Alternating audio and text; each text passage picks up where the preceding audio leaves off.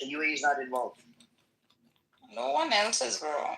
The same fuckers who are like killing are also building for another. I understand, but which other country do you think is a pious person or country that's not? No one is. All the same shit. What we are calling out. So then we could just say all the countries and leaders are bad. Whether it's a UAE, whether it's Saudi Arabia, whether it's Japan, China, whatever country, they all have blood on their hands. And then we can move on. Yeah, we don't need to concede. We could just say, we could generalize it that they all country leaders are fucking fucked up. I'm saying, I was just thinking about including your country, Iran. You see what I'm saying? All of that. Iran's the biggest. Yeah. Biggest motherfucker. Including so a lot of countries, they all have freaking blood on their hands, and we just go, everybody has including you guys as individuals, if you want to take it that far, including. Yeah, I mean, look at Ghost. Look at his picture. He looks bloody. What I'm saying is that she said she was talking about she's in the U.S. for her self-interest. Yeah, your self-interest is contributing to the tax system, to your government, and your government is involved in killing people all across the world. Yeah, I agree with that. I wonder who Snake is. He gave me a follow. I wonder who this guy is. You want to come up, Snake? Introduce yourself. I agree with that. What kind of snake he is. Yeah, so everybody is complicit, Everyone is complicit, some more, some less. But until we don't fix ourselves, we're just contributing to the problem. Yeah, exactly. And we're just going to look at it on a grander scale, but everything that we do on the scale that we do it at, like I said, and this is not to pick on you. I'm not trying to put you down. You being a gem dealer, you selling diamonds and do that type of trade, we know how these things are mined. Absolutely. This is so bad, people die. Yeah, just like oil. We all are responsible. We all have blood on our hands. And you know what? That's why I said. No, but I don't. He's a lawyer. Listen. Type of law.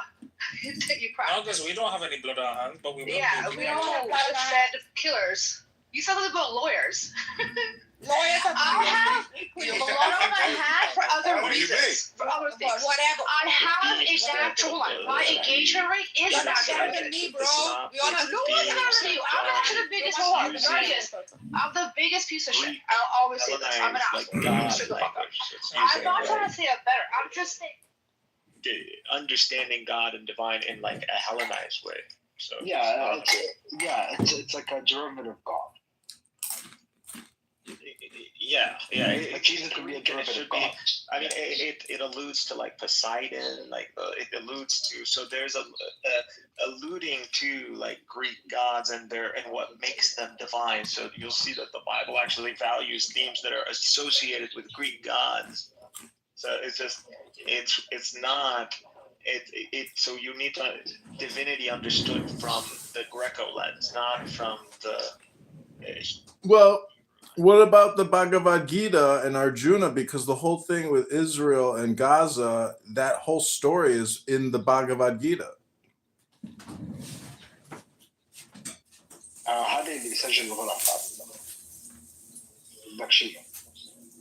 That's fine. I haven't really explored. Don't see why, or haven't found a reason why. I just don't. I think the Trinity, what it has, the Trinity is the greatest thing that the Christians that came from the Christian tradition, because it's because once you start looking into it, it actually ends up like layering out too. So, and what is it layering out to? If you look, all the concepts that are being developed from the Trinity, it's literally producing like knowledge, not in a good way, obviously because it's bringing about a lot of struggle. But again, that's the choice of the people, or is it? But it's producing knowledge. So you start seeing concepts being developed. So I've been mapping, since the whole awareness thing, but which I've realized now. There's like Noose and what is it? Whatever will is, that's this, or Delis. And then you got Gnome for awareness or mode of awareness, and so they got Gnome and Noose and Psyche and and Thelma will. So you see, as they're considering like how to like understand the divinity of Christ, they are ending up developing concepts now, and these concepts, they're not necessarily in an agreement between East and West. So and that's really what leads to a lot of these problems. There's a misunderstanding on when the West says mine versus the East. So you see them developing, clarifying exactly this term separate, but in this, they are mapping the human. They're literally mapping you, saying you got a soul, you got a mind, you got a body, and this body got a specific instinct. So how the hell did you end up so fucked up? And Buttercup, if everything is mapped, what happened to you retards? Did you go into a microwave as a child?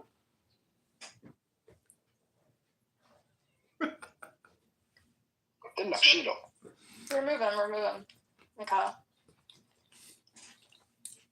I just don't get it. He's annoying.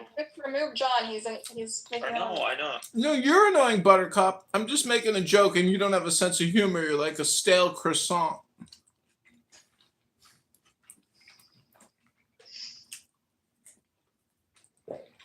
I think people get at a point in their life and they just, again, I hate using the word, but until they come up with a better word, and I agree they need to come up with a better word, but collapse, like I said, there's literally a point in your life where it's just like, it's it. You're just gonna wait. Projection. Sure. And she don't shut up. What's happening? ما هو بده يعني أشيله ما هي هي. خلاص شيله خلصنا. عفوا حبيبي طيب حبيبي أنا بعرف شوي عربي حبيبي.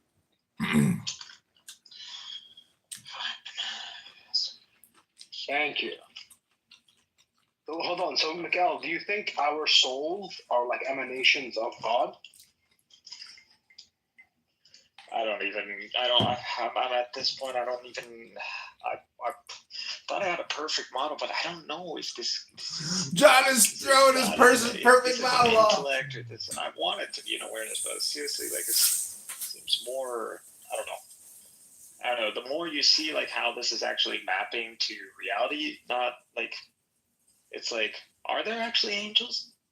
Is this danger, or is it just the intellect that pretty much like governs how the field excites? And we're just describing this because it's like kind of how you describe like the quantum local grid, like it knows or something. It doesn't. So you're saying like a more deistic, like, or not even deistic, like an unconscious kind of God, an unconscious mover. You know what a knower means, Bani Adam? A knower? Yeah, knower. What would it apply to in your? No. You know what would be wild if Mikhail was right? He's like, it turned out he was right. That would be wild. About everything. You are? I think I could change things. I think I could totally, alter.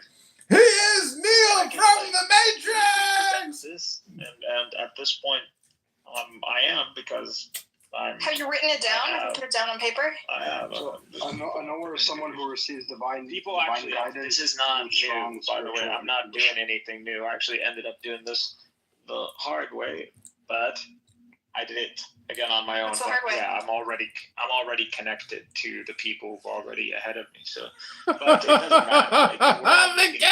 Like, whether it's the people who are using string theory, whether it's the people using quantum computing, or whether it's the Kabbalists and whatever they're doing under tunnels or whatever, and then so it's damn. Yeah, it's quite a network. So it's not, this geometry isn't necessarily numbering. It's not like something that, no, clearly the religions know about it. Like I said, the Trinity, the Quran, and even in the Hebrew, it's, It's in the Vedas. I found stuff in the Vedas. Like this is not. If you start writing it might help you organize your thoughts. Already Read a book, you have. clown. I just don't want to share it. That's all. Why not share it? First of all, it would be you wouldn't get it, and then two, How do you know? wouldn't be a good thing to share something that would lead to people. Benny and I are philosophers. We understand things. No, you're not. No, I'm not a philosopher. you're a philosopher of sorts. No, a theologian. I'm not a theologian either. Okay. What is knowledge? Maybe an amateur philosopher. I mean, honestly, because of Mikhail, lately I have been getting into metaphysics a little bit. And I have to bash him with a fucking hammer across that. But well, no, it's more so regarding the soul. The soul is very elusive. You would have been part of this journey from the very beginning. Yeah. There's good arguments. There's good philosophical arguments for the soul that are outside religion. That have nothing to do with religion. But you decided to sell that it. is true. You sold your soul. I sold my soul? I don't even know if I have one, man. Who did? Still trying to figure out what it is. That's a good. Honestly, like, what is this soul? Like, is it just the information packet of mine preserved somewhere on like I don't know a USB drive? Is that what it is? Is it just like someone knows my serial number, like my serial number to reconfigure my code? Is that what this is? Is it like you actually have an ousia where a faculty or experience is predicated on that isn't the physical? And what does that mean? Isn't it a sub? I don't know. The day we got into ousia, that was whoever isn't Satan. Ousia isn't. No, it could have been, because it is. You could look at it as an inverse, but it is the worst thing. It was the worst sabotage that one. So sustains. Yeah. But it is actually. You're like the smartest person I know, Mikhail. You know so much stuff. Like I said, maybe too much stuff. Some of the concepts, the structure is valid. There's been an inverse. Someone flipped things around in the Trinity. So I do believe that. I mean, I've gained so much knowledge just from learning about the Trinity and like thinking about it in ways that make it work. And so there clearly is some structure there. So there is some truth in this. Now, I just didn't know that it all connects like this. And what does this mean? Is it what is it that really Jesus did? Or I are you becoming Christian? Are you converting? No. It's just like at this point, like, what did they actually present? Like, it's like this has been known. This. Yeah, we can't complete it, but it's like it's been known. Like, it's not. If this is, and I'm not. I mean, to know this is an achievement, but like. It's not complete. So that's one. And then whether Islam presents something complete from the Quran, whether the prophet or whether or the author, whoever you want to call it, is actually knows the whole thing or not. Like I would say the Quran definitely I've been a whole new perspective these last few months. It's just I am not underestimating Muhammad is, or whoever behind Muhammad, or whether it's Jews, or whether it's God, or I don't know. But at this point, it's like you were hoping to see the horizon, and then all of a sudden you see a black hole. Like that's where I'm at right now. I'm like, there's a black hole here. It's wild. Okay, I want to see the black hole. You really don't like me, Mikhail. No, I'm troubled by this. Don't be an asshole. It's gross. I don't think that's gross. You made that sound so vulgar, Benny Adams. It's not like this. They let you talk like that in the Orthodox Christian monastery you live in? No, but we talk like that in the Church of Buttercup. That's true. If there was a one world order, if there was a one world religion, they're gonna use this. They're gonna do that. They're need to. I don't know. I kind of like it. I kind of feel ya. You know, I kind of feel it. I feel like you should start a cult or something. Like you're speaking. It sounds like you're speaking truth. It makes sense. It makes everything line up. Like it does, right? Like it just it doesn't make sense that all these religions are siloed and they're not interconnected. You know, there's got to be some common thread. I think you're onto something, Mikhail. We're already cooked here, anyways. The pattern's already been played out in America. We're at Trump is president number 13. We've already crossed. You already know 13. Yeah, We're done. The whole 80 years shit is real. That stuff is all real. Wait, Trump is not number 13. What are you talking It's about? all real, dude. This. Trump is not. Put your pipe down. Your number is wrong. Your math is bad. Your math is bad. Yeah, how is Trump number 13? But his metaphysics is good though. No. How'd you get to Trump being number 13? Is it like 13 since, I don't know, something like that? Since the establishment of the state of Israel. Oh. 13 That's since not the if establishment. you want a number there. I've already done some numbers on this. Because, like I said, I was doing... Again, I have like main projects. You guys are not telling. I've already had everything organized. You guys are not even. You think I'm playing? All right. Well, Wait, so are you counting LBJ or not? Why not LBJ? Johnson? Yeah. No. Sorry, not LBJ. Sorry, Truman. I'm counting Truman. Yes. You're counting Truman. Okay. Of course. Why not? I've counted him and removed him as well. So I've already taken into.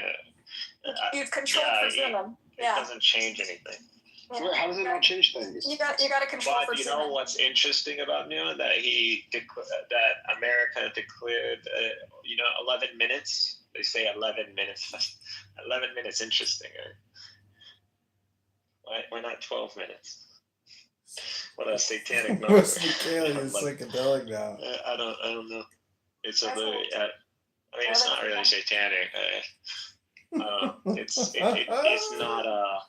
It's not a geometry that is like fits in that thing. It's not two lines. There's no two lines. It's not a complete geometry. Where was it? You know, if anyone listens to you long enough, Mikhail, you start to make sense. Wait, hold on, but there was a 14th president. Like Biden would have been the number 14. No, should be.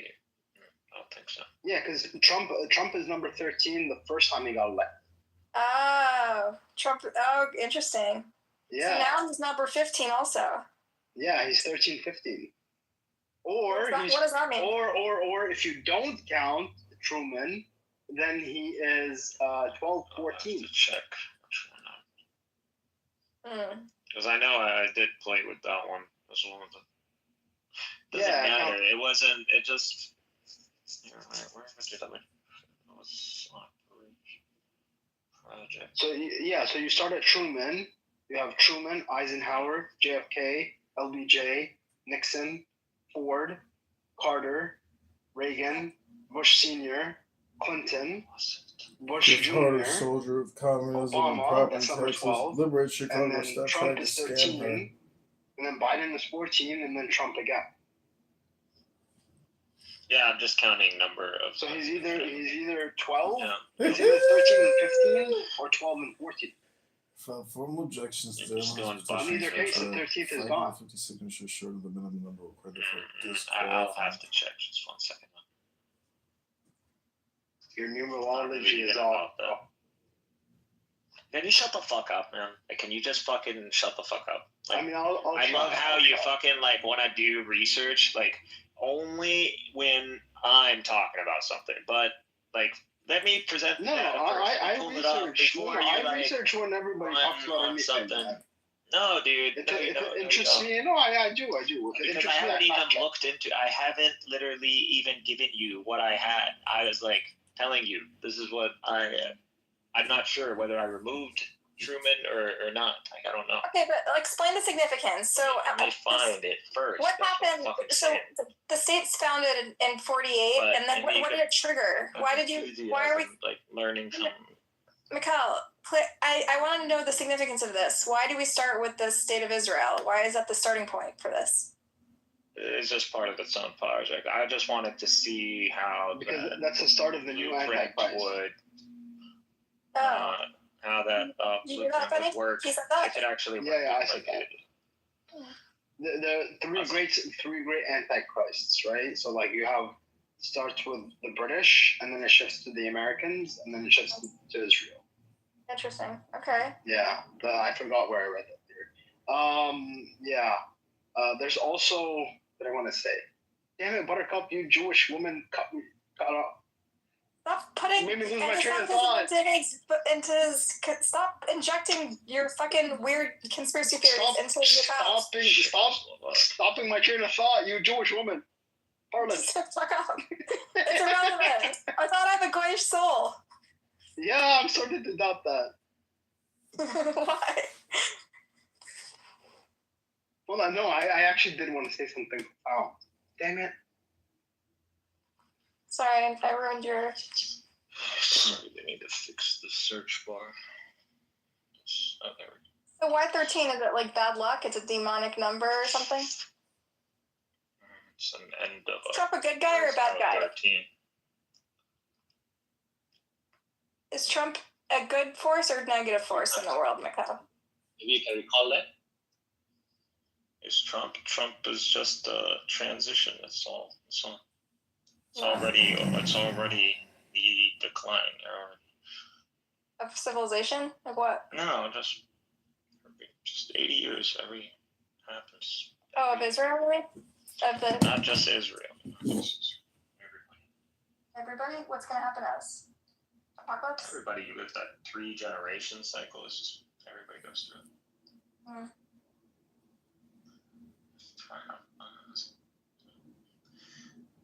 I really see like parallels between like yeah, I think it's this one there. Was it?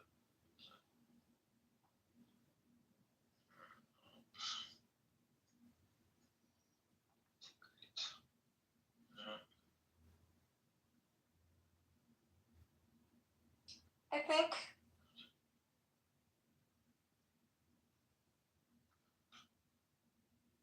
Go ahead. so I see parallels. Tell me if this makes sense to you, Mikhail. You know how like my people went through a Holocaust and sort of rose from the ashes and built this country and kind of thrived, and now they're like rich and entitled and fucking privileged and everything and just bomb the shit out of everyone, just like act with impunity. I really think I just wonder, I hope, I pray that Palestinians after the genocide with Amir or some idiot here likes to talk about Palestine on an emotional level. I don't talk. It's not emotional. I imagine Palestinians too will rise from the ashes of the Gaza genocide. Fuck that. And in like 3 generations, you guys are gonna be the assholes. That's my prediction. Whether we're there or not, I mean, I don't. Not you, the people who live there, obviously. I don't know. It's kind of. I mean, just because I'm not prioritizing that now. I can't. I need to figure this out. No problem. But we'll work it out another day. It's like without there being something to God and set it up. Like if it. I don't know. I'm trying to make sense of this first. I'm trying to. When I make sense of this, I can reevaluate everything. Oh, I put it under American. I'm sorry. That's why I can't find it. Okay, there we go. Oh, dude, I forgot. I remembered what I forgot. Did you look into the Albert Pike letter? Just a second, because I'm finally pulling out the data. I mean, are we helping? I don't know, but I'm contributing. It's positive or negative, I'm not too sure. I think you're making things more complicated. I think you are. I don't know, Mikhail, is he helping? Is Benny helping this project? Trump has been he hasn't helped anything. Okay. Here we go. So, establishment of Israel, and I would set obviously May 14, 1948, but you would set that as 000. So, fall of Nazi Germany, May 8, 1945. You're going to get 306, and then end of World War II, 2812. Adoption. I added this one. But it's still, adoption of the final solution, 6324. Do you see these multiples? An invasion of Poland, and this one is and you could tell the numbers that are not good, that are not in their favor. So 8813. 13 is not a number that's good for Jews. It's a bad number. It's a really bad number, actually. Every time it pops up, it's a bad number. Why? What happens to us? It's just not in your. It's not your cards. It's not your thing. Wait, dude, have you been listening to that Chinese professor? Oh yeah, this is here. I forgot. He asked me for the. No, I'm actually serious. Have you been listening to that Chinese professor? I've never felt like he said anything. I've seen him on like TikTok or something. I just like he. So I watched like whole lectures for him. He gets some things definitely wrong, but he that's also why I has heard him interesting like waffle big time, like a few times. Like he's worse than the white guy. Yeah. I thought the white guy, he's like all about like Middle East and all that, but like I'm like, dude, you're waffling sometimes. Like that's not which true. White guy? Like, I'm not sure which white guy. There's the guy with the white guy with the glasses, the community college professor. You talking for the second time? Are you talking about Jordan Peterson? The statistic, our last strike, Dave. He's who this Asian professor is copying. I don't know what's wrong. Okay, I don't know what the white guy. Available to any other. There's a guy I was talking about, like Muslim history and Khalid bin Walid and all that. You know that guy? Oh, I know who you're talking about. Yeah, that guy's retarded. That guy actually makes shit up. Like that fact check his style like a double. Like I said, these are not. They're all. No, listen. The Chinese guy, forget what he says about the history of the Muslims and the Christians and all that, because he gets a lot of that wrong. But if you listen to him about secret society, he actually gets a lot of he has interesting theories. That's all. Skull and Bones. No, he doesn't actually specify which societies he's talking about, but just the general. He slams Jews. He slams banking. He talked about that. He talked about Nazi Germany in the 30s. He brought that up. This funny. Why are you doing this? No, I'm serious. That Chinese guy. He brought up Edom. He brought up Edom versus Ishmael, which I really like. So I think the more people bring that up, the better. Funny, he needs more conspiracy theories. No, it's not conspiracy theories. They're not conspiracy theories. We've never given a single. This is actually how the world works. You don't know Jewish eschatology. That's your problem. So Benny, you believe the shit about the banking and the world powers and shit and the fucking cabal and the protocols for the Zion? Is that what you believe? Well, I mean, you just threw in a bunch of shit into the blender right there, right? So you just take it back. So banking, yes, banking controls. So this is how I did it. I did it. No, but Jews are the Jews control banking. Yeah, I mean, Jews definitely have a lot of influence in banking, but there's also other groups in banking. Everybody knows. It's not exclusive to Jews. You're not that special. I'm sorry. Yeah, right? But Jews ain't running the world. Yes, you're a strong part of the cabal, though. Exactly. Strong part of the satanic round table. That's what. That's a good way of putting it. Yeah. Strong representation of and I wouldn't say all your average Jew is included in there's a lot of high ranking Jews. No, am I part of the cabal? And by the way, Protestants are a big part of this. Don't think that I'm targeting the Anglican, Lutheran, to a lesser extent. The Dutch, definitely, the Calvinists, 100%. But do you think I have any special connections or powers because of my? I think there's nothing special about you whatsoever. You're so it's because I bet that's what you want to hear. It came out 13 because I asked it. What's special? My mommy told me so. Are you gonna show me your black hole now? Don't be gross. It's a pink. So it came out 13 because I asked it on the outside, presidents between the establishment of the state of Israel and Trump. So that's why it came out 13. So there's like between Trump is president number 13. Yeah. When From it the comes first time down around. in relation. When listing all the presidents between Trump and the creation of Israel, he's number 13. He pops up number 13. Yes, if you include Truman, but like his first time he was 13. And I include all the presidents that were active. So that's why when that list from the creation to Trump, just the list, how many presidents' names? 13. Yes. So he's number 13. So it's he's actually a bad omen.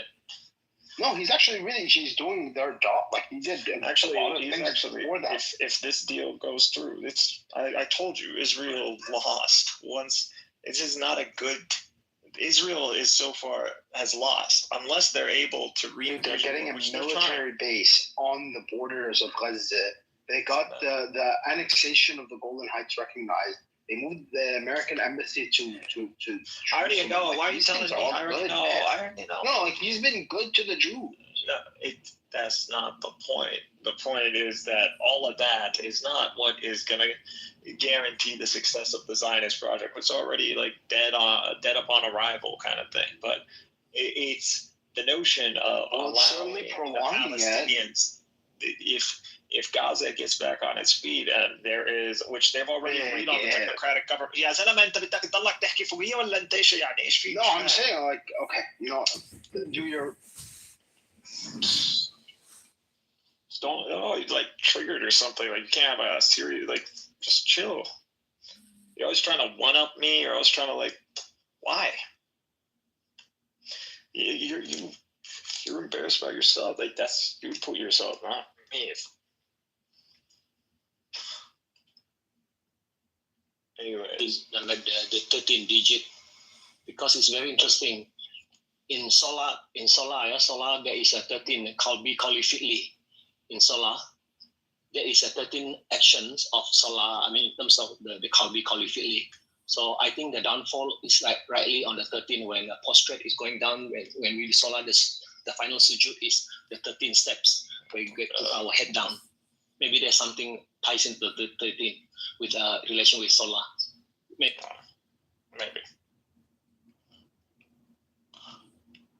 Yeah, I just found that was cool. I found that those dates, like the main dates, about like World War II and fall of Germany, the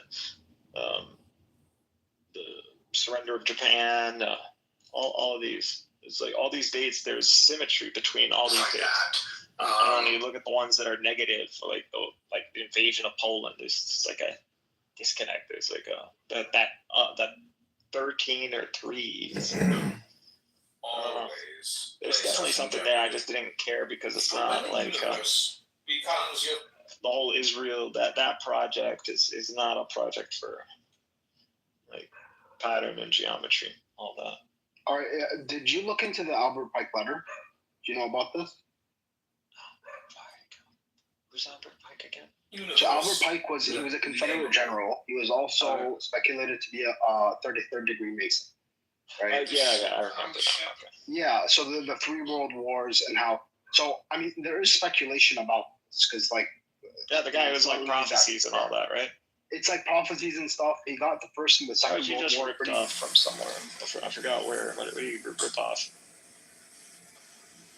I think he just ripped off the Kabbalist, Zohar.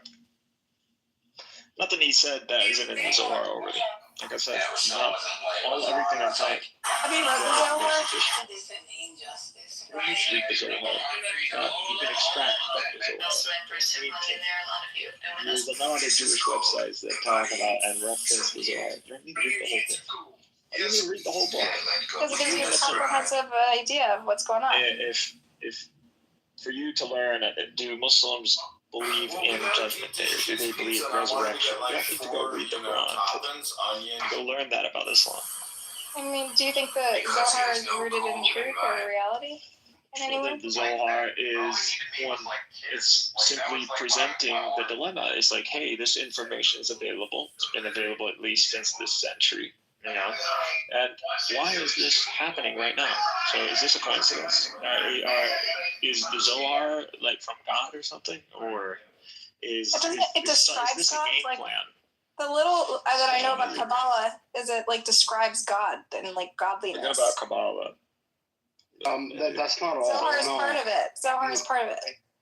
No, Kabbalah and Zohar is about theosis or apotheosis, right? It's about like becoming God. Zohar is a bunch of things, but just that specific eschatology. I mean, you could go back to the book of Daniel. I think there's Midrash. On Eliezer, whatever his name is. Yeah, Midrash.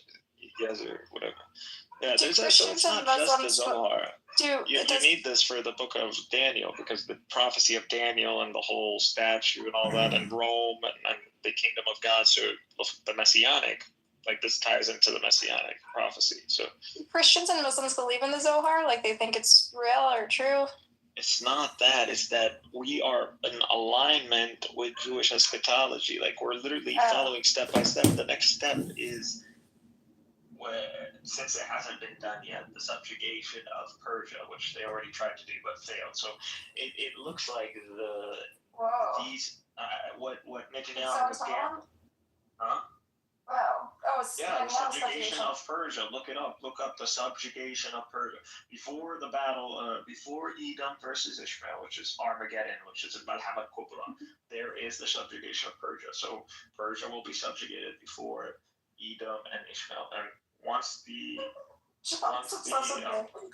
entanglement between Edom and Ishmael, like that's it. It's set. The West will begin its decline, and then it will fall. So out of the struggle with the Ishmaelites, it will fall. Wait, Paul, can you remove John? He's being really abusive in the comments. No. Does he need a timeout?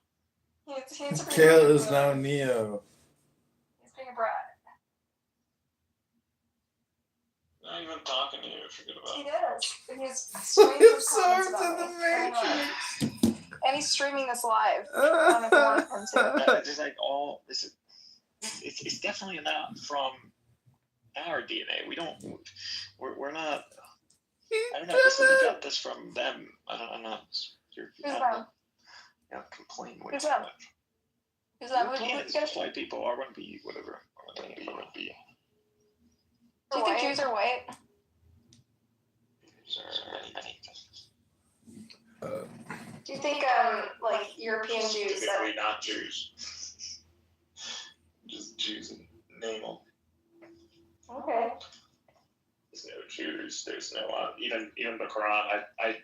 I was wondering whether Medina had Jew, and then in Yahoo, I was like, oh, Medina had Jew ones, I think, who went to Babylon, and they got exiled, probably guided some people. And Yahoo, the ones who came back from Babylon, and it's which are not the Medina had, so they're not the same. Anyway, so Jews from the Babylon since the return were not actually Jews to begin with. So are we evil? The people like Jews today, people who access today as Jews, do you think we're evil? Or the last of the Israelite nation was of the Essenes and the Jeremiah, John, and Jesus, and Mary. So what do you make of the Jews today? Are we like problematic? Like just by definition? Imposters. You're imposters. We're imposters. We're just white people. Religion, ideology, kind of like just found itself like just catching people in its orbit all around the Mediterranean, I guess. I put the link for the Albert Pike letter. It's very short. It's like one page. You can read it. You've shared this with me before, I'm pretty sure. Maybe, but it's honestly kind of fits in with what you were saying, because what he's saying is the Third World War is going to come, and it's going to be like the Zionists against the leaders of the Islamic world, and like this must happen in order to them mutually destroy each other, and all the other nations of the world are going to pick sides. And as a result, they're all going to get exhausted financially, spiritually, economically, everything. And then that will make way for the one world religion of worshiping Satan. The West is going to fall. That's what it says. I think even he says that. Kind of. What he's saying is that everybody's going to have to pick sides between the Muslims and the Jews. or the Zionists and the Muslims. No, and that's it doesn't really matter what that's side. after Edom fall. No, that is the third world. That is the third world war, right? And it doesn't really matter what side you pick because the point of the war is to exhaust all nations. Right, you're telling me, Albert, but doesn't say the battles between like the West and the Muslims? No. So it's here. The third world war must be fermented by taking advantage of the differences caused by the Agentur and of the Illuminati, which is like the Asians, between the political Zionists and the leaders of the Islamic world. The war must be conducted in such a way that Islam, the Muslim Arabic world, and the political Zionist state of Israel mutually destroy each other. Meanwhile, the other nations, once more divided on this issue, will be constrained to fight to the point of complete physical, moral, spiritual, and economic exhaustion. We will unleash the nihilists and the atheists, like Buttercup, and we shall provoke a formidable social cataclysm, which in all of its horror will show clearly to the nations the effect of absolute atheism, origin of savagery, and the most bloody turmoil. Then everywhere the citizens obliged to defend themselves against the world minority of revolutionaries will exterminate those destroyers of civilization, the multitudes disillusioned with Christianity, whose deistic spirits will, he's saying like people will be disillusioned with Christianity. This is literally what is the word Illuminati. It's the whole point. Whose deistic spirits will from that moment be without compass or direction, anxious for an ideal, but without knowing where to render its absorption, will receive the true light through the universal manifestation of the pure doctrine of Lucifer, brought finally out in the public view. This manifestation will result in the general reactionary movement, which will follow the destruction of Christianity. Yeah. Really? Yeah. Like a Luciferian or something? Yeah. I mean, that's essentially what like these people are, right? So he's saying that this manifestation. You don't necessarily Illuminati, and you're a Satanist. You know what I'm saying? They are, though. That's kind of the point. What they want is to ensure that pretty much lower masses or lower tiers of people or monarchs don't end up ruling over the intelligence. So really, they're magi. That's what they are. Illuminati are just magi. They believe that magi should rule. Yes, and in order to access the highest levels of magic without God is through Satan. I'm not talking about access. Like I didn't bring up magi as in like to bring up magic, but like if you ever watched. No. Well, I'm using magic in the terms of like higher powers, right? Like otherworldly powers, like divine assistance, right? And you can get that through God, and you can get that through Satan. And that's historically what's happened, right? So that's why like people would like sacrifice their children on the altars of like Moloch and stuff like that. To access more, those powers, those deeper powers. I got your deal.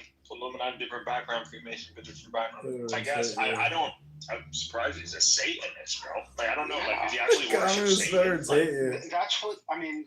When you get into the higher levels of the Freemasons, that's ultimately what they are. Like they won't tell you this at the lower level. You have a bunch of like different Freemasons that are like just low level. They're the pack. They're like the the foot soldiers. The synagogue, but at a different theme. Yeah, that's it. It's the synagogue of Goyim. That's what it is. Sure, yes. And the lower level ones, they're like pawns. Like they don't tell them. What does Freemason mean? I mean, Masonry is like construction, right? It's like a mason is someone who works with stone. What are they trying to construct? So what kind of stone? What is it? The cornerstone, right? Oh, you don't know? The cornerstone. The temple. No, I think it's more so because the cornerstone is used in Christianity, right? As Jesus being the cornerstone of our faith. Right? So they're building this false cornerstone, which is the demonic cornerstone. Freemasons rebuilding their temple. Look it up. Yeah, I'm sure that's part of it. I mean, I wouldn't deny that. That's the main reason. No, that's a means to an end. What's the point of the third temple? No, what's the point of the third temple? And they already built it. No, but what's the point of it? The point is not to build the third temple. The point is to bring about the Antichrist. Oh, I got it. Have everybody worship the Antichrist as God, Lucifer as God. Just by rebuilding the third temple, if it would be a huge. It would be pretty much a killing blow ideologically for Christianity. Well, that's their intention. Like that's what I'm reading right now, right? Yeah. So the last sentence of that prediction is: this manifestation will result in the general reactionary movement, which will follow the destruction of Christianity and atheism, both conquered and exterminated at the same time. That's so by bringing about this Antichrist, yeah, it's already active. Yeah. Now this letter is, we don't really know how old it is. Like the claim is that it's from the 1870s. There's no evidence for this. Huh? There's others like him. There are others like him. That's true. This is in line with others. But this is definitely from the 50s at least. Look up Moses Hess. Oh, I know Moses Hess. Yeah. Yep. It literally says the same shit. Literally. Oh, peepees. Peepees. I'll be the translator. Thank you. Hey, Conti. Hi, Dan. And women.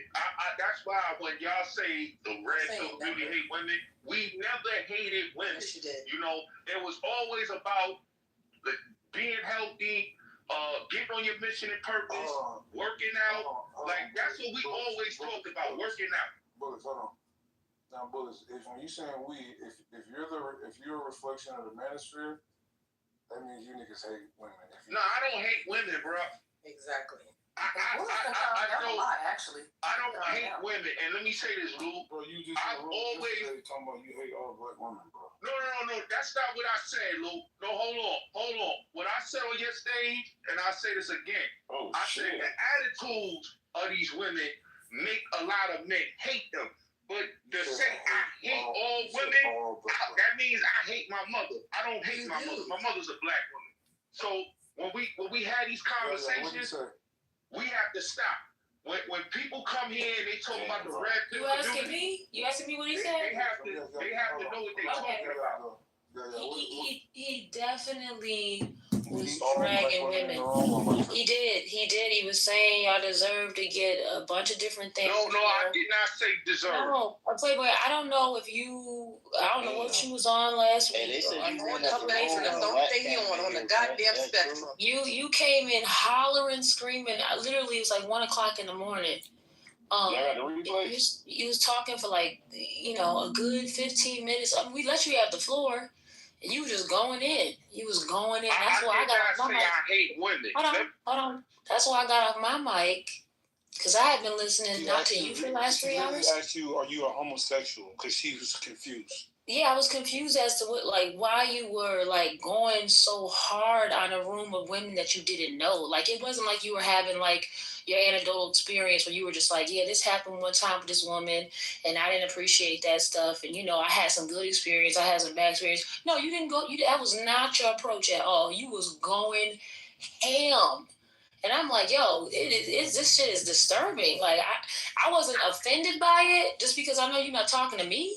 But I mean, for anybody listening as a heterosexual person and as a man or a woman, because some men even got off their mic yo, dude, you taking this shit a little too far. So I don't know if you was on one. I don't know, but it just came off real crazy. Let me say this again on the stage. Go off on these women right? Hold on. Let me say this again, right? And this is why I don't like people to take my words out of context, right? That's why I have to correct people. First of all, when I say the women I'm talking about is modern day women, right? That's what people got to understand. Modern day women has a real type of mentality that is not a feminine mentality. It's a very overly aggressive masculine mentality. Disrespect, putting hands in men's faces, all type of things, disparaging the men. I've sat here in this room and in other spaces, and I've heard women call men bitches, faggot ass niggas, you gay, all these type of things. Don't even know the men, but calling them a bitch, right? Where I out from, if a woman even utter that type of word to a man, it's a problem. So a woman could go off the other day though. Like, no, what I was saying was a lot of these women be trying to shame and try to bash black men, and that's the problem. This is why black men is saying online. See, it's not me that's saying this. So when you say these women bullets, you saying modern women? Oh, modern women. That's what I'm talking about. Y'all, is he lying or he telling the truth? What y'all think? So when people talk about me hating black women, I don't hate black women. What I said is what I stand on, and I'm not going to change what I say. All black women. Okay, so Lou, he said all modern day black women. You were talking about your grandma. He was talking about all modern day black women is this, that. Yeah, because it's the truth. It's no argument. Like black women of the yesteryears was real black stand-up women. They didn't disrespect a man. They knew their place. Women today don't know their place as a woman. Can you give me an example of is there anybody in my room? Can you give me some examples? Well, it's a lot of women. I can't ramble off the name, but it's a lot of women. I sat on the stage, Lou, and I've heard women call grown men, literally grown men that's older than them, a bitch ass nigga. And I think, like, with a lot of men, see, a lot of these men that be on your platform is respectful. Bullets got it, bro. You talking about Coach Jasmine? Most of the women is respectful. I mean, all of them, and not only just her, but it's a lot of them that's been on this stage that I've heard them utter. I got a question, right? When you black men carry on about black women's attitude, who the fuck told y'all got nice attitude? I don't curse one thing. Y'all don't got nice attitude. I don't expect. I don't curse women. I don't care about. I'm saying like y'all be dragging this. Like when people ask y'all about black women, y'all all only got this one complaint. Nigga, who the fuck said black women is a waste of height. 6'8". Without jumping. So let me. This nigga 6'8". Yes, this nigga is 6'8". Complaining about women. It's you at this point. You a smart dude, right? People be sleeping on your intelligence. I listen. I don't care about accents. Niggas be hearing New York accents, country accents. I pay attention. You a smart dude, right?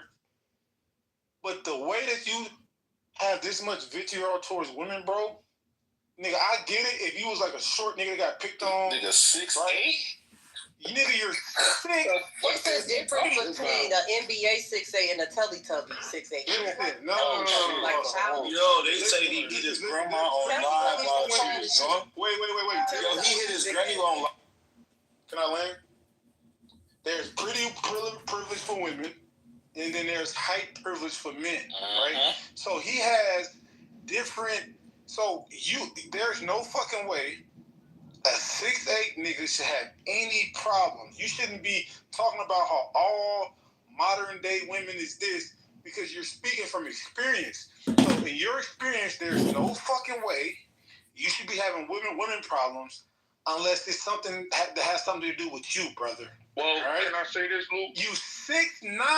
Okay. So, Lou, can I tell you? Nigga, you're 6'10". Okay, can I say this though, Lou? I've never had a problem with females.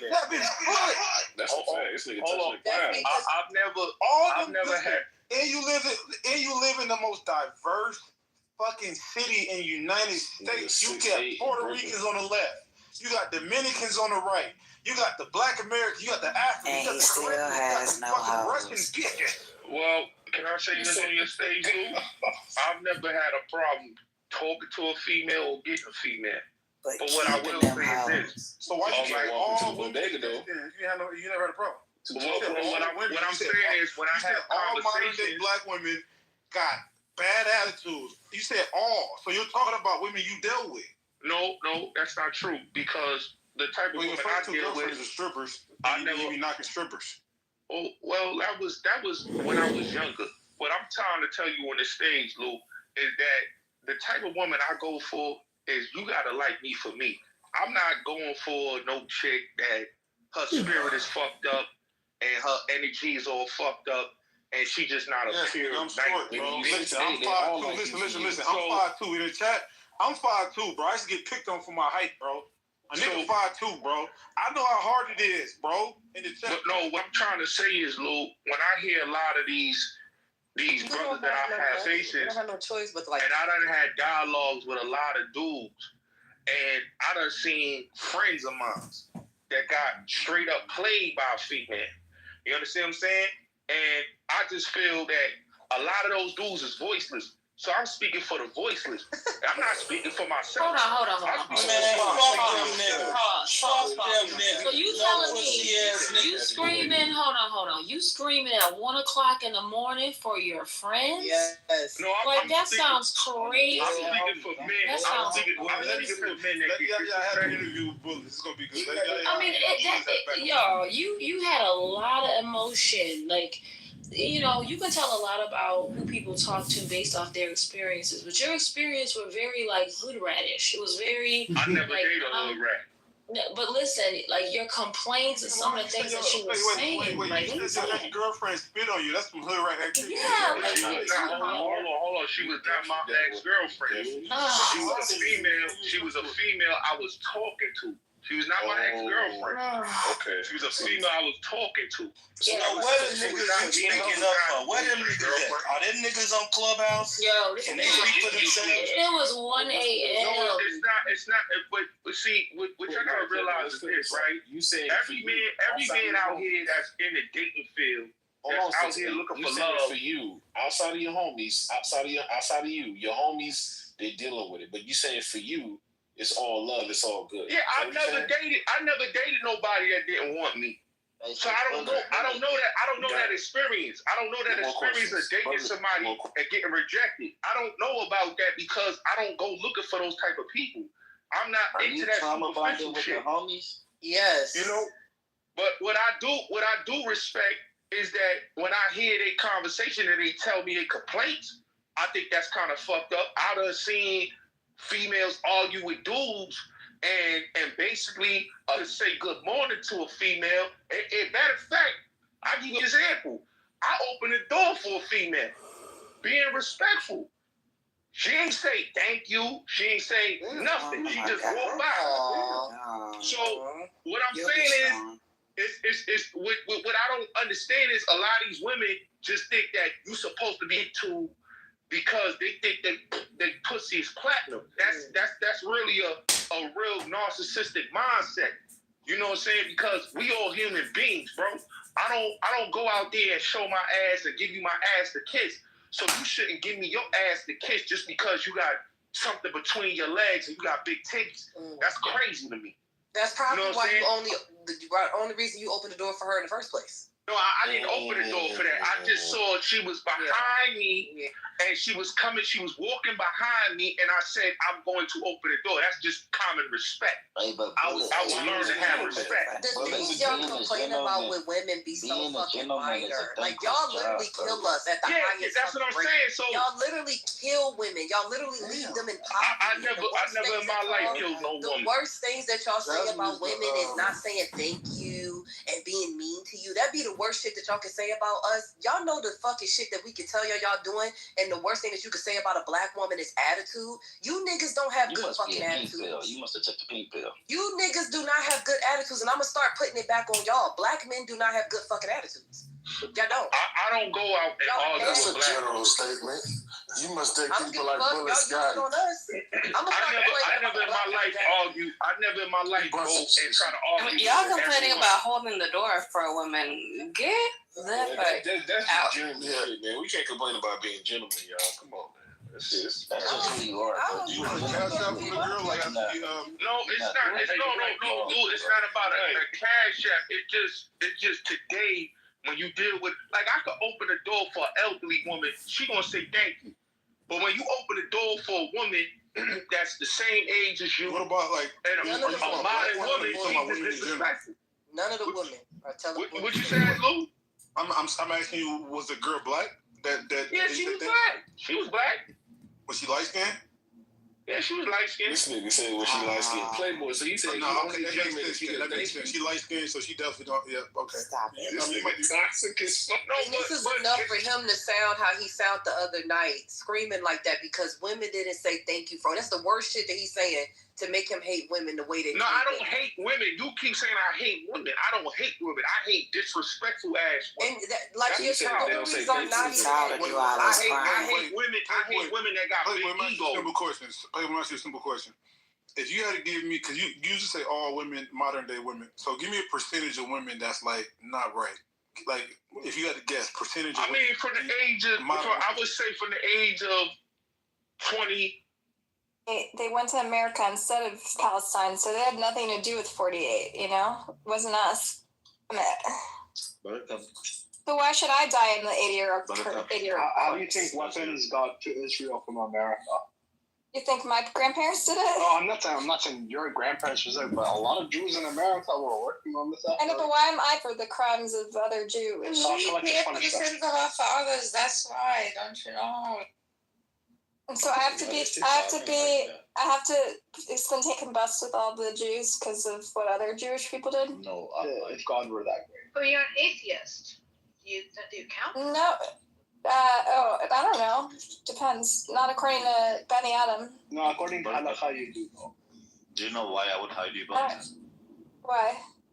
I'm going to tell you later. Okay. Sinister. How's a popsicle stick? Hey, watch your tongue, baby. Oh my God.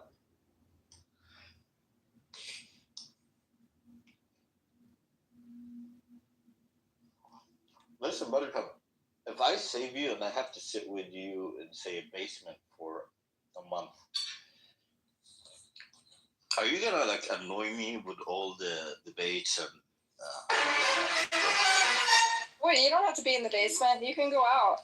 They're coming for me. She's gonna dominate your, Prince. You're gonna have to submit to her. That's right. You're disgusting. What is wrong with you, bro? You're gonna have to. Okay, Buttercup, check on that in the Bro, I'm gonna colonize your basement.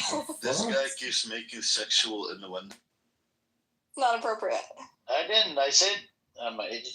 Check what Fatima wrote, Buttercup, in the chat. She hates you, bro. What's wrong with that Fatima girl? She's retarded. Yeah, we don't know what's wrong with her, man. Well, did you just What happened to free Buttercup? Yeah, she's I don't know, man. Amir, did you just kick Prince? Nope. I think he probably got a clip. That was fast. What a lie. Yeah, I didn't kick him. Maybe somebody raped him.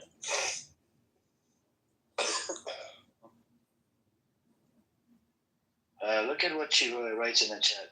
Ask Samir, yum, he would do that. He would, Buttercup, you dumbass. Well, dangerous people. Stop acting like a pick-me, Buttercup.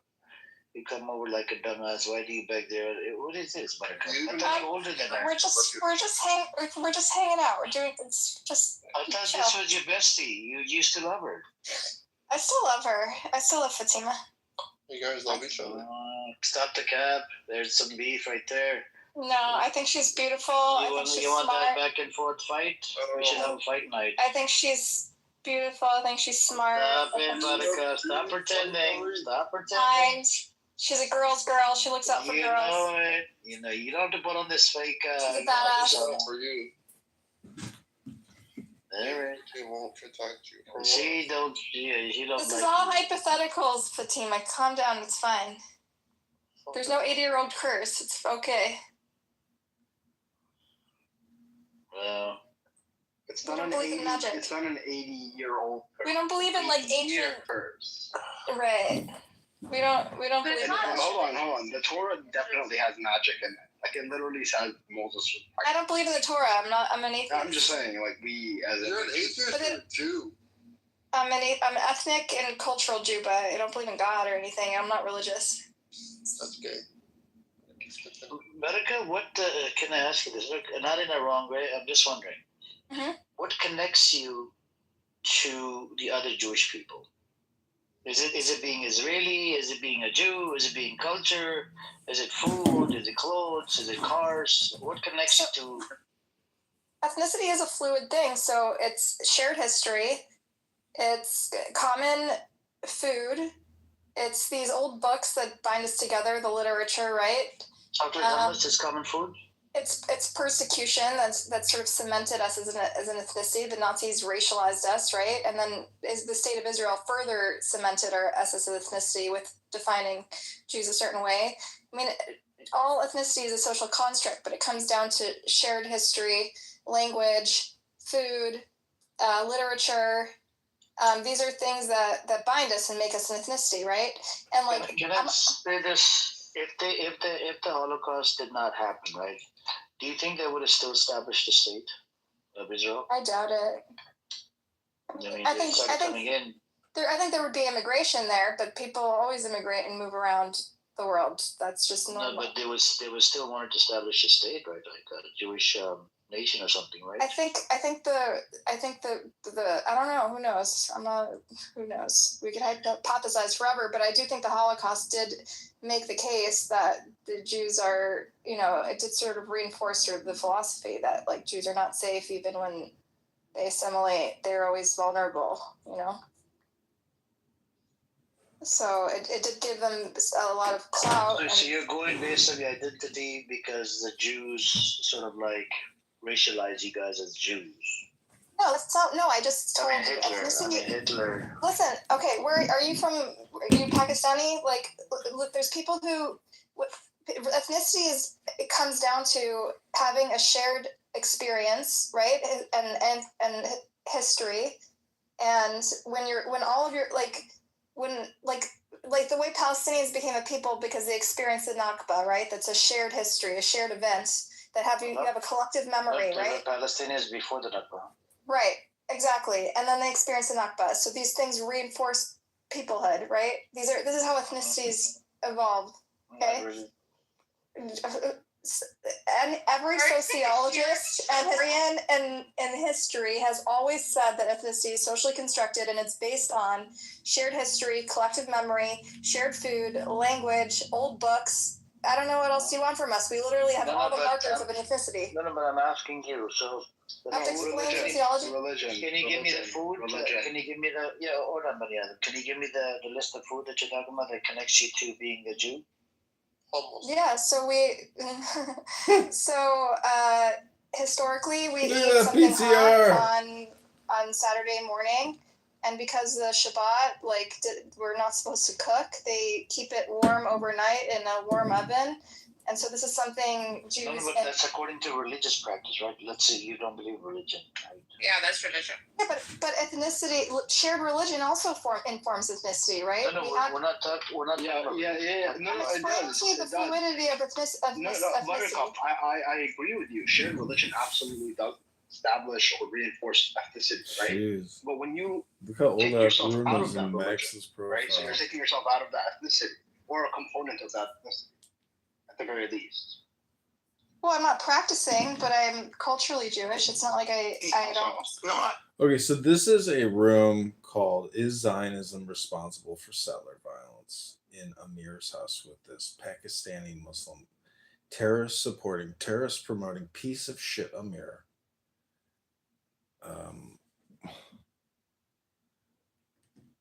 Trying to invite Max up. I don't know. Did he leave already? Here we go. It's just a restream of somebody else's room. It's a waste of time. I'm just trolling him by creating this room. But, Hi, Nora. I really just like Amir. You just like me? Amir. Oh, Amir. Oh, good. What up, Max? What up, buddy? I just re-downloaded Clubhouse. Oh my gosh. Clown House. Introducing Max, the newest clown in Clown House. Are you flossing, Max? Did you floss today? Not today, but yesterday and the day before and the day before and the day before. I'm flossing right now. Yo, Max. I use dental tape. I don't use dental floss. Max, the dentist that I am not dating but seeing apparently, she doesn't brush her teeth all the time before she goes to sleep. I'm like, you're a dentist. How do you not? How do you not brush your teeth before you go to sleep? How do you not floss before you go to sleep? How are you a dentist and you don't do those basic things on your own teeth? She's sleeping with you without brushing her teeth? Couldn't believe it. I was like, "You're not gonna brush your teeth?" She's like, "I will brush in the morning." I'm like, "Oh my god, you're a dentist. How do you not brush your teeth before you go to sleep?" Did you get her pregnant? No. No, she Why? told me, don't come inside me. I don't want to take plan B.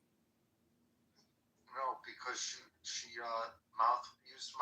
used his cum as mouthwash. Oh, I see. Okay. So she doesn't have to brush her teeth because John's cum is full of fluoride. Makes perfect sense. Oh, if it was only that simple. If I was the problem to every woman's dental problems, I'd be a wealthy man. So how's how's your new life in a different state, in a different town, in a different environment? No more 777. No more 777, but there's parts that I miss. But tonight was great because my brother and I cooked a whole Israeli meal he made homemade baba ganoush, and I made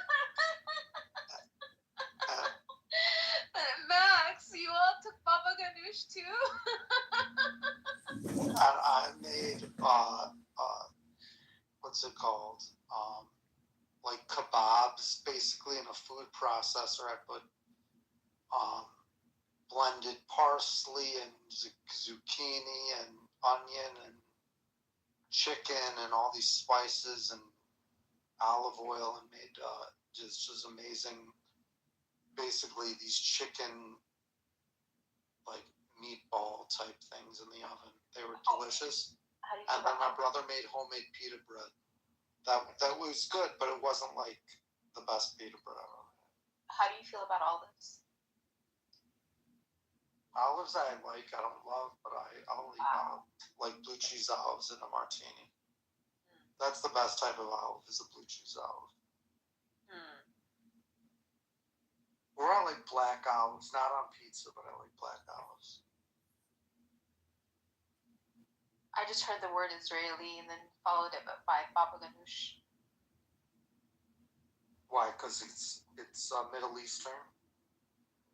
I mean, do you consider a baba ganoush as a Jewish food? Middle Eastern food. What would you say it is? It is. I was just testing your affinity to the land by asking your affinity to olives. Oh. This is an affinity examination here. Because it is the land of olives. So Max, Nora and I have been on this stupid app all fucking day long like losers. And all John has been productive. I like didn't watch Young Sheldon today, so it was unproductive. This girl loves Young Sheldon. Is that a real picture of you, Nora? Unfortunately. Okay. Do you like my scar? I don't see it. I thought that's cleavage. Not on my chest, on my chin. Oh. Max, what I'm trying to say is, what the hell was I gonna say? Well, anyways, I have recorded and clipped Nora all day long on this stupid app, and this is the final show. Call the FBI and report Amir the terrorist promoter. John, let me ask you this. Have you actually interacted with the FBI because of Clubhouse? Not verbally, but on X I have, yeah. I've actually interacted with the FBI because of Clubhouse in 2021. Well, it was a long time ago. 2021. And how do you know that they were the FBI and not impersonating? No, I contacted the FBI. Oh, what's their phone number? I went in person. I went to their office in Louisville. Oh, you live in Louisville? No, I live in Lexington. Okay. I was just in Louisville last week. Oh. A couple days before the UPS plane crash. Oh, wow. Are you in Oh, Indiana? shit. I'm in Nashville now. Oh, Nashville. Also called Catville. I didn't know that. Did they ever find out what happened with the UPS plane crash? I never saw the follow up. I don't know. Let me Google it. No, we didn't go to the FBI to tell them to investigate it more.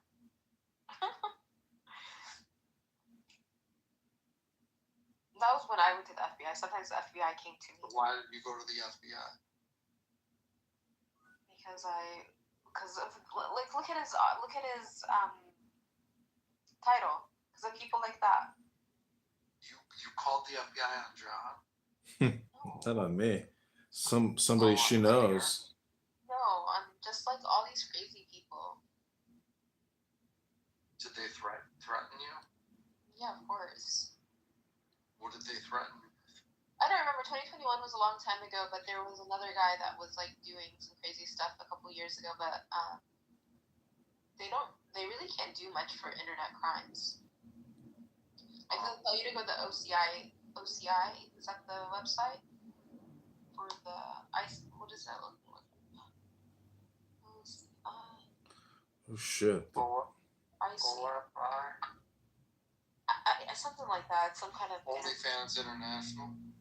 I don't think so. Oh, OCI. Oh, OCI. Okay. That was that it? Yeah, I think so. FBI. Holy shit. There was 300,000 pounds of jet fuel on the plane when it crashed, and it was going 210 miles per hour. What was I saw that 2 people had died, but they weren't from the actual plane. The plane was empty, right? It was just like right? I don't know, but I had a package for work that I wanted sent from Chicago to Minneapolis, and I've been tracking it, and it went from Chicago to Louisville. Then the next stop is Minneapolis. So I'm assuming Louisville is a big and it was through UPS. So I'm assuming Louisville is a big UPS hub. This is El Normo. Yeah, that's originally a FedEx innovation. Everything goes to one place and point to another. For some reason, it's more efficient. It's like a business school level lesson innovation. El Normo, this is my friend Max, formerly of Chicago, and guess how Max? El Normo, guess how Max and I met. I can't hear you, John. John, he looks like you. Yeah, that is me in his PTR. Max, you we're twins. Did I miss anything? Were we talking about Amir, or are we over that?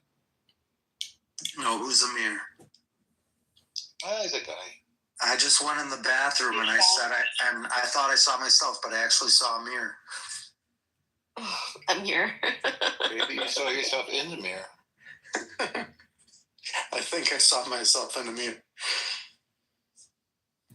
We see a lot of ourselves in others. That's true.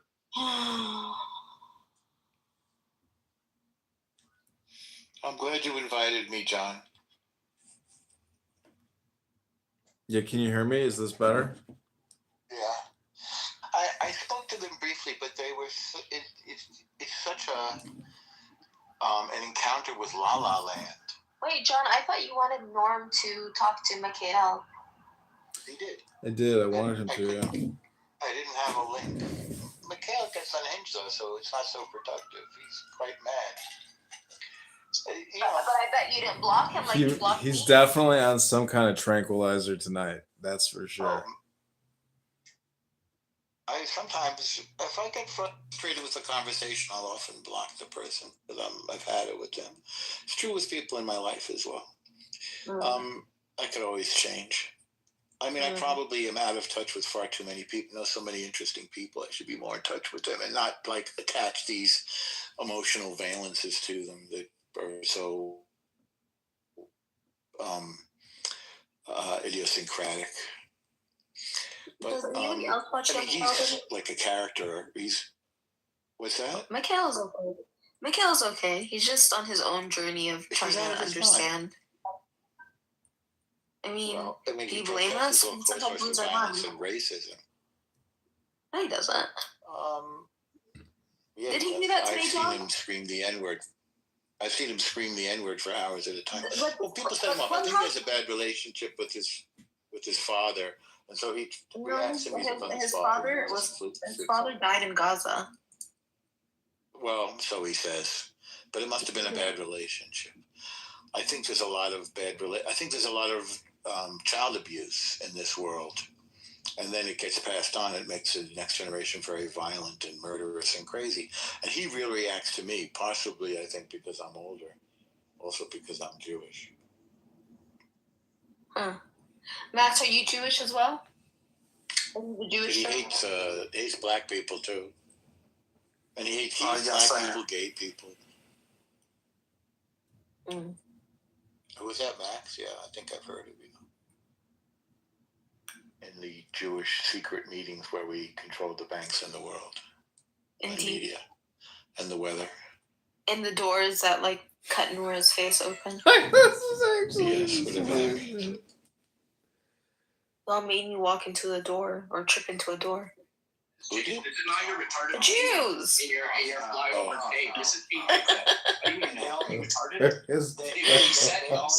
amazing that you give us such supernatural power. You just told me that you do. That you all control everything. About our secret meetings, yes. But a person with some level of sanity would understand that that's self-mocking hyperbole. The reality is that we're So if somebody dishes it back, it's not they blew it. Okay. Well, I think the rule of polite society is one mocks oneself, where it is considered charming when one mocks somebody else is considered racist and rude. Now come on, try. You should have that rule. Anyway, I think the pedestal on which you have it is indicative of your devotion to religiosity. So on one level, you're headed in the right direction. Do you understand the word? You're reading your text. You believe in your text. You believe in what God says. There we are, the Jews of legend. Then it gets very confusing. I just wish that you didn't do the voodoo on me that made me trip and cut my face open. Well, then you have to pay your tribute. When I wipe my ass, when I look at it, it literally looks like. I didn't see you bringing any sacrifice, any incense or fragrant oils, yes. Or a lamb, or frankincense, or myrrh. Just a bag. I burned some. Do you know what oud is? You're a cuck faggot. Selling furniture. I don't sell furniture. Do I burn it? Furniture sales. My husband used to sell it, and I had the stuff that he would give me, but I don't really know how to use it. And my father loved it too. Yeah, it's great stuff. It's very good. I mean, it is great. No, I love the only smoke that I tolerate is oud. My dad used to also do the same thing. I love it. That's only I love the smell of oud. I wish my house was full of it. I do too. You're a oil baron, and you pretend to the apple all day. I mean, I don't know where the parts are, but I had charcoal and the part and. I had this You might get a little burner for $19. No, I had all this stuff, and I had the most amazing smelling wood, but I think somebody accidentally threw it away. So that's what happened to me. Yeah, sucks. Have to get more. Anyway, weren't we on something? You wish we wouldn't do something. Norm, did you? Yeah, I'm show you. This is the voodoo that you all. Let me show you. Oh. 1 second. Let me get it.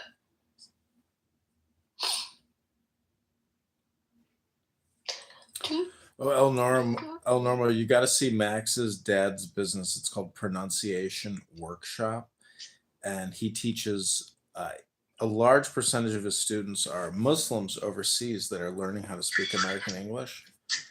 And anyways, I'm You're just not close to the thing. I'm getting most of your.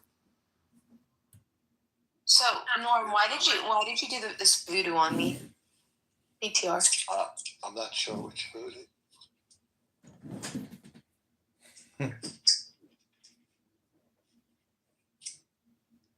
It's a lot of blood. He was successful. I know, isn't it so sad? He was kind of unknown. You remind me of my And he did his brother. thing when he would go on He used to trade. say he's accident prone.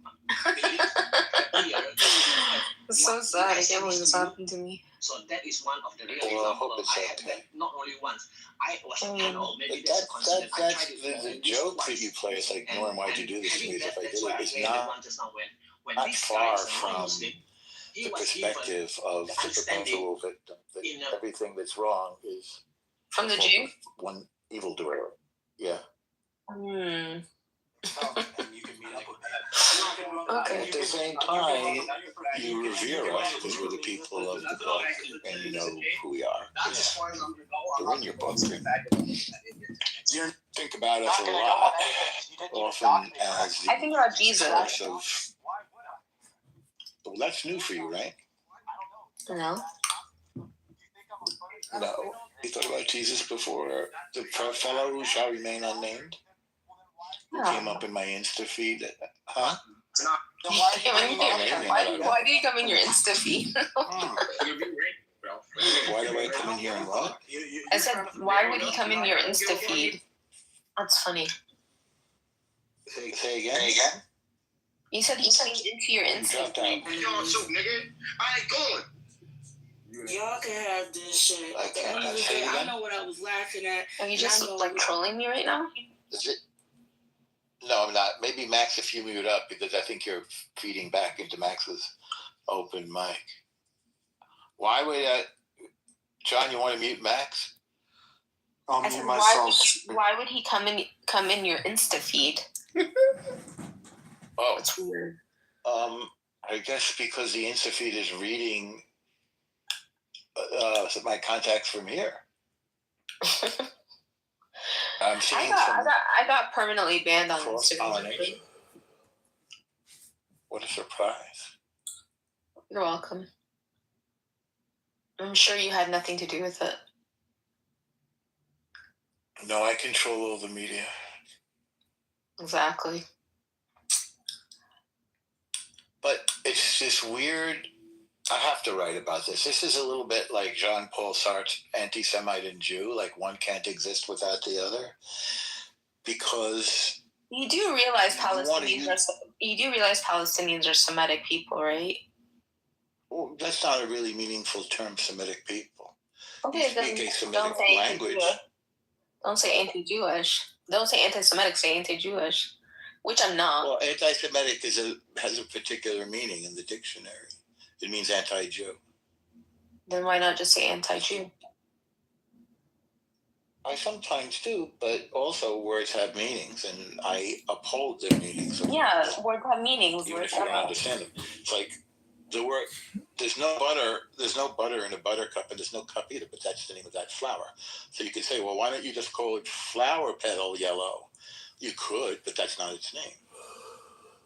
So after 200 years or so, things happen, 150 years. But I don't know why it would bother you that there's a word for Jew hate. I mean, you don't identify yourself as... No, it bothers me that you're raised other Semites. I don't like that you were raised... It bothers me that what? It bothers me that you're raised other Semites. We're not erasing. Mm. We're not disputing that you speak a Semitic language. It's not that we speak a Semitic language, we're Semites. Yeah. Just like... Well, Semite isn't really a category of person. It's a language category. Of Shem. What? It's the children of Shem. No. Yeah. That's some misunderstanding of the Bible or the Torah or the Quran, whatever you read. It's not what we're talking about. We're talking about people who speak one of or several of 5 major languages. Hebrew, Aramaic, Arabic, Amharic, and Phoenician. The children of Shem, according to the Bible, were Elam, Ashur, Arphaxad, Lud, and Aram. Also, along with other unnamed sons and daughters from this lineage of the nations of the Middle East, like the Assyrians, Elamites, and Hebrews, eventually emerge. Arpachshad is a key figure in the line, and his descendants, Eber, and the ancestor of the Hebrews, and Jesus is traced back through this line in the New Testament. Yeah. So we're not really going to the Bible for our definitions, though it's an important divine document. Shem is the ancestor of the Semitic peoples, a term derived from his name. We go to science when we want to understand scientific matters. We don't go to Shem. As a scientist, I reject your science. You want to do Bible science? You want to rub frankincense and myrrh on people when they get sick? Probably better than the hospital.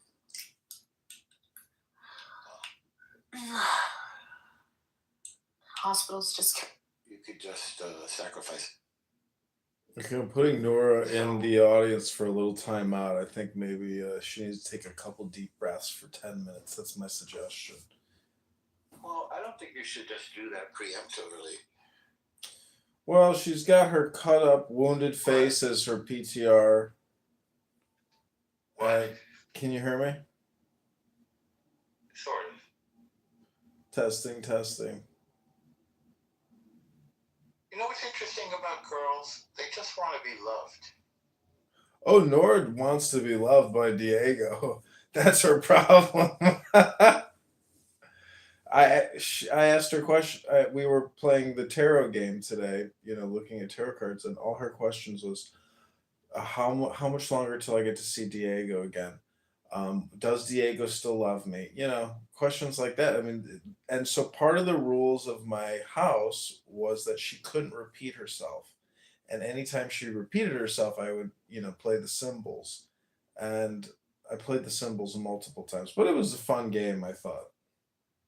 You two are a good match, by the way.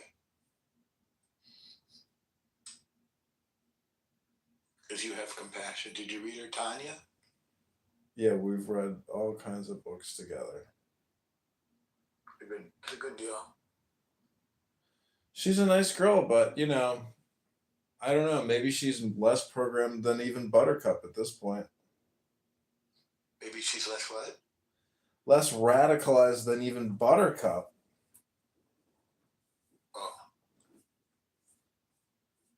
I know. I mean, I was listening to Buttercup in Amir's room and live streaming her. I mean, she's an atheist.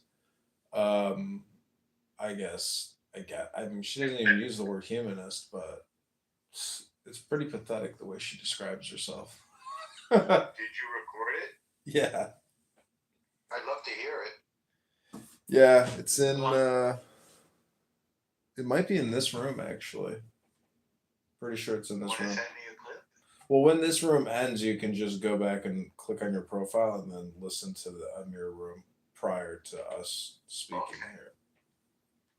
Okay. Yeah, interesting insight into her game that she plays on here with everybody. The game of pretending to have the best interest of the Jewish people in mind, when in fact she wants to destroy us. I would just call it her social game, because let's be honest, she's not going anywhere, and this is just a pathetic waste of her time, and so that's why I say. I mean, if you listen to the way she describes herself, you could have more compassion because you realize how stupid she is. She doesn't read books. She sat there and questioned Mikhail, can you teach me this? Can you show me this? How do I get this? And I just kept writing in the chat. About Buttercup? Buttercup. Yeah, I said, Buttercup, you got to read a book, stupid. And then she's like, kick John. He's being mean. Want to be taught? Philosophy. Mikhail was going on. Philosophy. She claims that she's a philosopher. Well, Mikhail was going on. I think she was going out with him for a minute. Well, they were talking about her butthole and black holes. Prince was. Prince was saying he was going to copulate with her and show so he could see her black hole. I mean, anyways, it's just a joke, Norm. I mean, I'm not joking. Like this is what these people talk about. It is what it is. But anyways, Max, I know Max here from Chabad, and we've been friends for I don't know. Is this Max Rice? No, this is Gruber. Well, hello to you. If you're a friend of John, then you're okay in my book. Yeah, Max is a Talmud Chacham. His dad married a gorgeous woman who converted, and his dad is a world famous speech therapist that teaches non native English speakers how to speak English. There's no bigotry against you, Nora. You're going to be able to come back up here. Just raise your hand.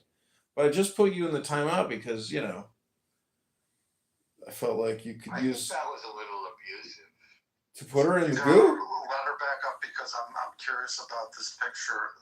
Why her face is She tripped. split open. She tripped and it hit the screen door of her house. Norm did voodoo. Oh, there you go. Let's do that. Oh, he left. Yeah, you insulted him. Okay, there's no such thing as voodoo in the Jewish religion. Well, what's your point? How's that an insult?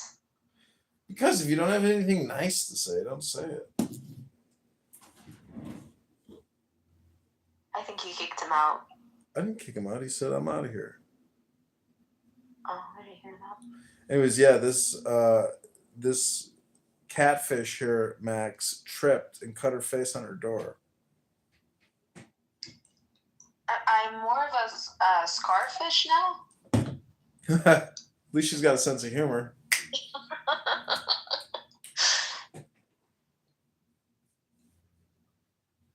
So, Max, are you working out? Because I just ate a large cheese pizza by myself. I mean, I didn't go to the gym today, but I asked you if you were going to eat pizza today earlier. You've had pizza for 3 nights in a row. oh no, don't remind me.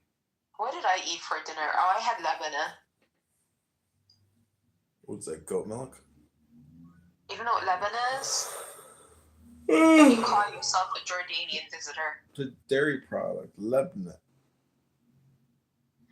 Yeah, Lebanon, olive oil, and olives and bread. Max, did you join a gym out there yet? Did you find a nice Equinox with hot 24-year-olds? Yeah, I did join a gym. It's called Langford Farms. You can look it up. Nice. It's 4-minute drive away. Nice. And it's they just redid it, but it's like old barn basically. Mm-hmm. Cool. As long as you break the sweat, get your pump. Yeah. I mean, it's all like, everything they have is, so you can shovel hay, you can milk the cows and get like a wrist workout. It's all like, What? farm work. You go work, you bro, if you're not moving battle, man, you're just farming. That's not a workout. I'm kidding. Well, I always encourage Nora here to go to the gym. I used to work out regularly, John, and then I injured my face. Yeah. Okay? So what? You still need to go to the gym and work out. You can't be on Clubhouse all day long talking all day long. It's exercise for my face.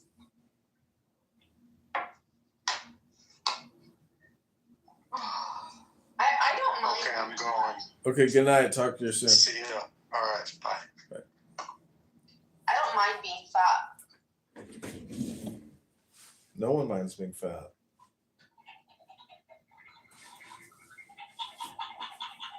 Are you brushing your teeth? Yeah, even brushing my teeth is a sport. My face is numb. Painful.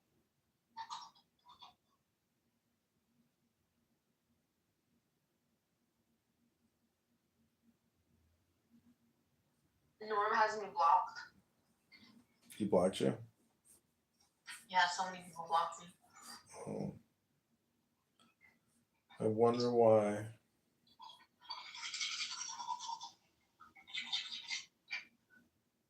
I can't really feel. Oh, it's okay. Oh well. Okay, I'm gonna go back to Amir's room.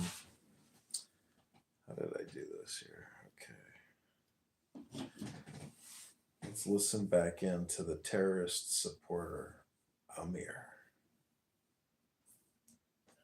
Mostly calling ethnicity. So I really think it's up to the group and how much of that they choose to make part of their identity. And I think that's why traumatic experiences are much more transformative in people's identity. Like it has to do more, it impacts their identity more than those that aren't traumatic. And so I think that's where you have groups forming with stronger, like so-called boundaries. But yeah, I can't see that there's a shared history there. A lot of the nation states are built on completely official grounds, right? They're totally made up stories about who we are and what our history is so that we can unite. Look at America. Oh, land of the free, home of the brave, blah, blah, blah. Like I was taught all that nonsense growing up here. Then I realized, wait a minute, all the people actually from here and the majority of the people who have lived here never had that experience. You know, but am I going to choose to adopt that narrative and make that my sense of what it means to have an American identity? I mean, I could, but I would know that it's not true. You know, so I have to be honest about that.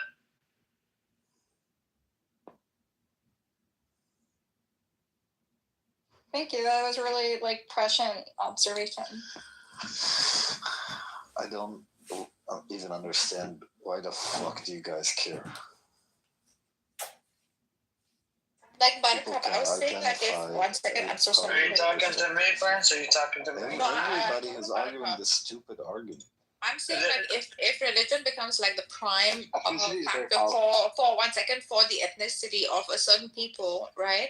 Then as that religion fades or the religiosity fades, that ethnicity tends to fade. Okay, there are other factors that support the ethnicity, such as such as self. Yeah, I agree with you. I agree with you, Buttercup. And I'm just saying, like one such important factor is religion because it was like the initial starting point of it. For example, if I don't take to Islam tomorrow and my entire lineage doesn't after me, I still can continue to maintain my ethnicity as a Persian, right? So this is what we're trying to say, I think. Now, there are other factors that bind to ethnicity, such as trauma, such as we feelings, such as culture, such as other people recognizing it, etc. But I'm saying when it starts off with religiosity or religion, as religion fades, the ethnicity tends to also kind of take a different look. Ethnicities don't have like a start and an end, okay? These are things that evolve over time. And I just want to say, in America, for example, this big melting pot, most ethnicities over time are diluted and people don't identify. People who are like an eighth Black or an eighth Hispanic don't necessarily identify as Hispanic. Over time, all ethnicities get diluted, right? And similarly, I agree with that.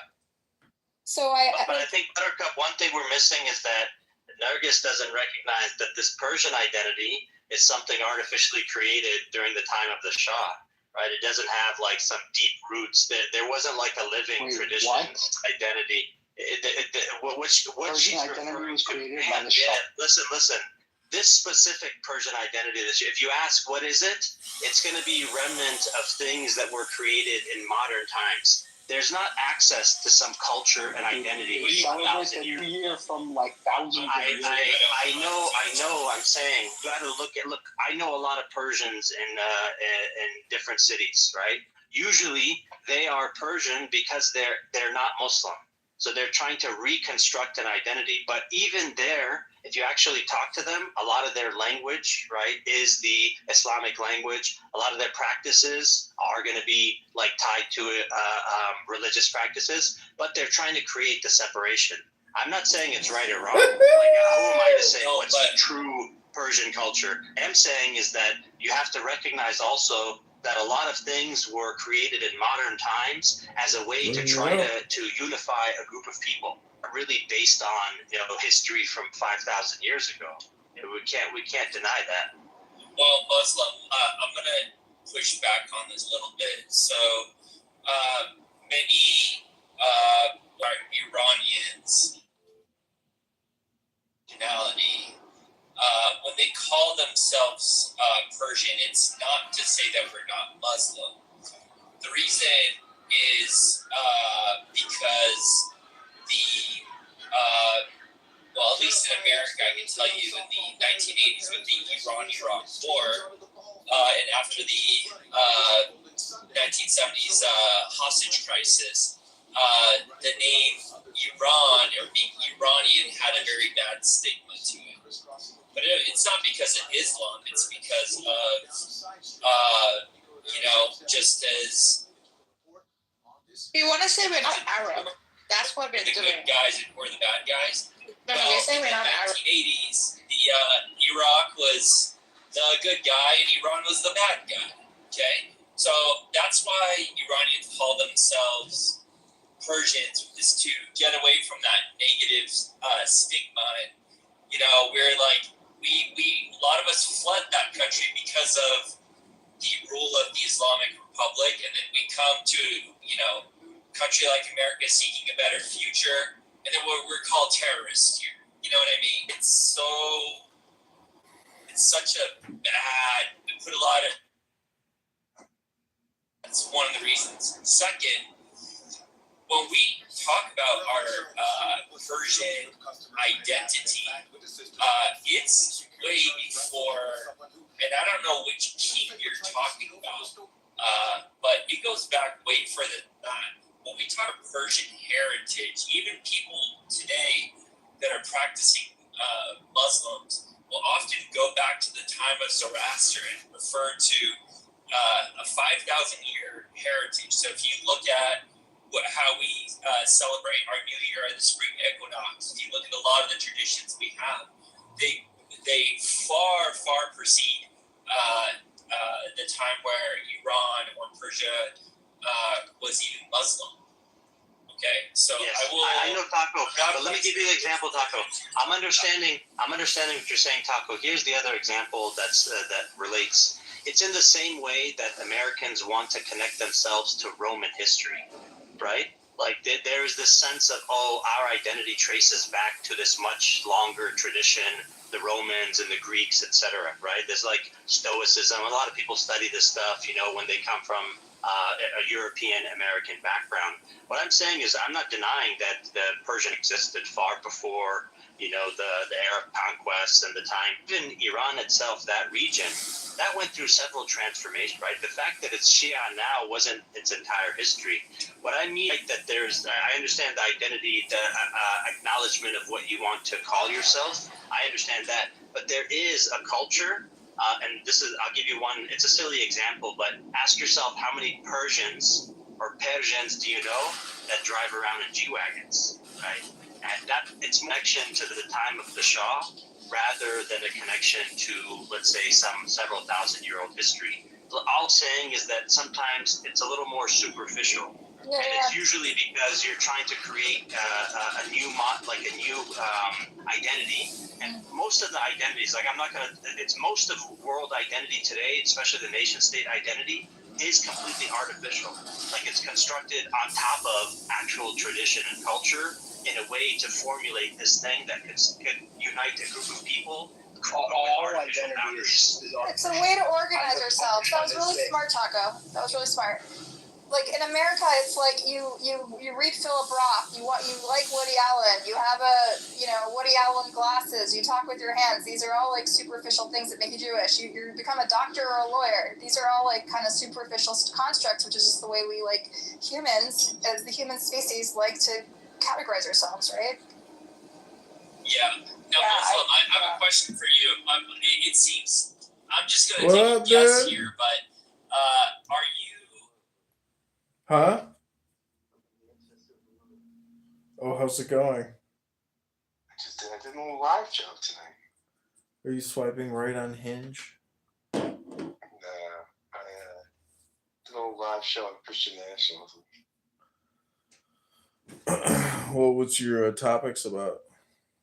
It was about Christian nationalism. I did with my Tony Bill. We did a whole show about the history of Christian nationalisms, and well, it was good. Well, what do you think? George Bush, Dick Cheney are the outcomes of Christian nationalism? No, I talked about how basically I think we do need the cultures need. The cultures are religious and largely. There aren't really secular cultures, right? And Stalin is the example of this, right? That like Stalin, it's like you get secular religion if you try to, if you try to secularize things, it really doesn't work. And so, it was interesting. I mean a lot of T.S. Eliot.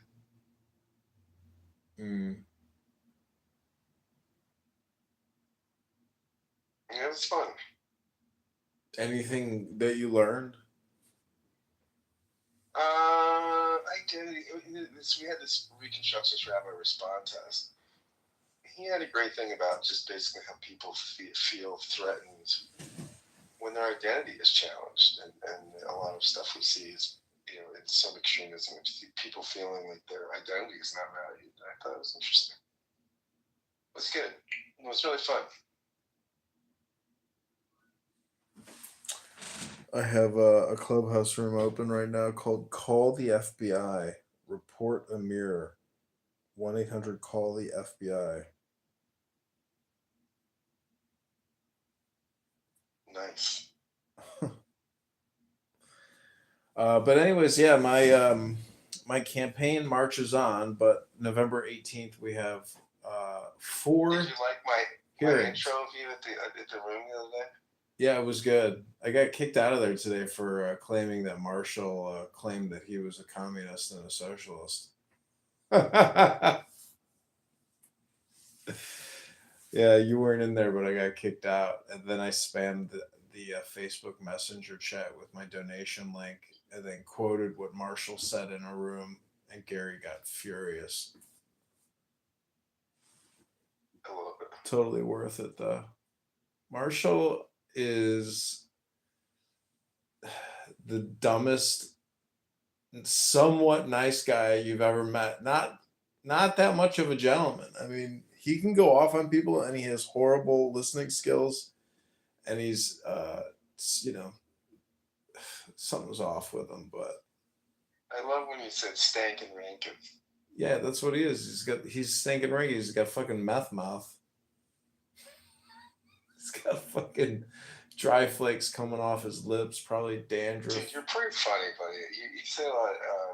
Lots of freckles. I mean, see, you gotta roast people because otherwise shit gets boring, dude. People need to get made fun of. I mean, I've been in enough situations where if people weren't willing to make fun of people, it would have been just miserable.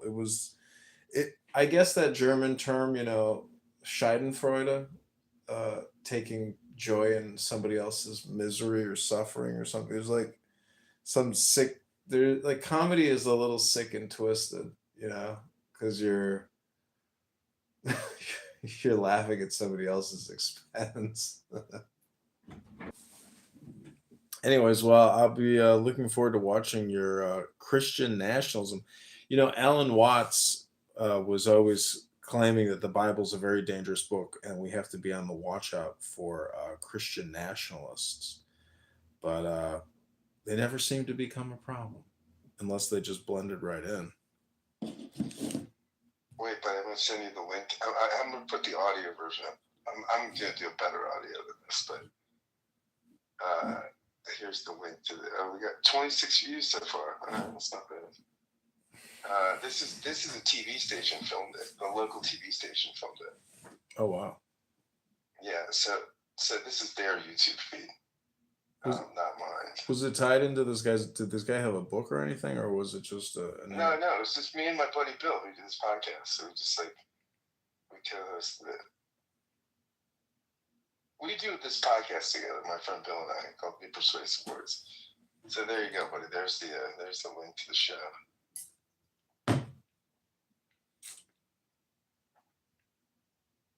That's a pretty good picture. Are you gonna download it? Yeah, I'll probably download and put it on my own YouTube channel. Let's see. Well, you want to live stream this tomorrow? Want to live stream the audio tomorrow on YouTube, on Clubhouse? Yeah, whatever. Is this guy Jewish? What's that? Is this guy Jewish? No, but we had a rabbi respond. Why is he wearing a kippah? Oh, the rabbi. That guy's a rabbi. The respondent's a rabbi, yeah. Oh, no comments yet? I'm going to be the first to comment. How about very interesting, Scott? Yeah, say it's nice to see you get off Clown House and get in the real world. Nat TV. Nat TV serves as a community media hub. Vermont's 25 community media centers. Wow, cool. They have this. They did a great job videoing it, but their audio is just a little desktop audio, so I could show you. Like, I'll text you like my audio is. You should have live streamed it onto Clown House. So what I did was, Bill had a little sound system, a little portable sound system, like not portable, but like a little PA system you'd set up in like a fellowship hall, synagogue, or church, or whatever. And so I have a Zoom H6 like audio recorder. So I plugged that into the mics that we were using. See, that video is not getting the sound directly off the mics we're using. Mm-hmm. It's just picking up the room audio. So I plugged into the soundboard itself and got and then cleaned up the audio. So I have a really nice audio copy. Well, if you want to get more views, this is how I've done it over the years, is just post it to Reddit. I can mass post it for you, but I'll just post it to all the Christian Reddit threads, and it should get you some views. Give you more search engine juice. But it'll get you views right out of Reddit. A lot of people use Reddit. And then you should create a room about it on Clubhouse and then live stream the audio and break it down and clip it. Yeah, you could clip it. You could sit there and stream yourself watching it and then clip the audio of you listening to it, for like consequential parts. Or I clipped Clubhouse all day long. I did a tarot card reading room. A lot of romance questions from pathetic girls. Nice. Ain't never getting that guy back because he's already taken. And you got to get to the gym. Well, this morning I got up this morning. I did 200 push-ups, 205 push-ups in sets, like 30, 30, 30. Like I got to and then I did 10 minutes of like some cardio, and then I did 10 minutes of yoga. Nice. My road workout. On the road again. Scott's a Christian man on the road again. I got a big Jew coming on the podcast Thursday. Spreading the word of the gospel for Christ again. Scott's gonna bring big Jesus back from the dead. No, I'm big into Jesus. Well, why is Uncle Steve so sensitive about, atheists essentially just believing in, believing that the book club is, just fantasy. It's all just science fiction. What's the deal with Uncle Steve? I mean, he lost his marriage, he lost his career, he lost his faith. And now he's living in the lifestyle, hanging out with young African American men. It's a lifestyle. What happened? He lost his great integrity. He lost his great integrity.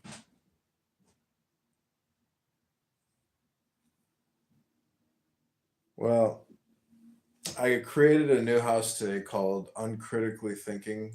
I love it.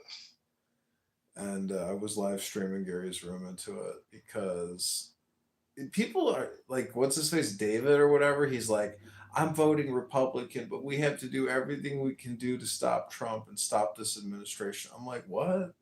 How are you voting? How are you claiming you're a Republican, but you want to destroy the government? Dude, people are not handling Trump well. Not even close. Trump has people up at night. They can't stop thinking about this guy. Their whole lives have essentially become one orange melange. And he's just getting started, man. They're going to expand capacity for these deportations. They really think they can achieve 20 million. They're going to have 1 million a month turnover? What? Do you believe that? They're like buying up all this like warehouse facilities so they can, they're going to literally take over an Amazon warehouse, multiple Amazon warehouse facilities so they can do 1 million. Like, how's that possible? Anyways, big career opportunity, big opportunities ahead of you. I love it. That's what people in the IRS kept telling me. Oh, this is a great career. So many opportunities ahead of you. These fucking people have been parasiting off the government for like 40 years. Full pensions, never left the job, just still sitting there doing nothing every day. Maxing out at GS14 Series 30. GS14, baby. Getting paid the salary of a fucking 5-star general. 40 years at the IRS.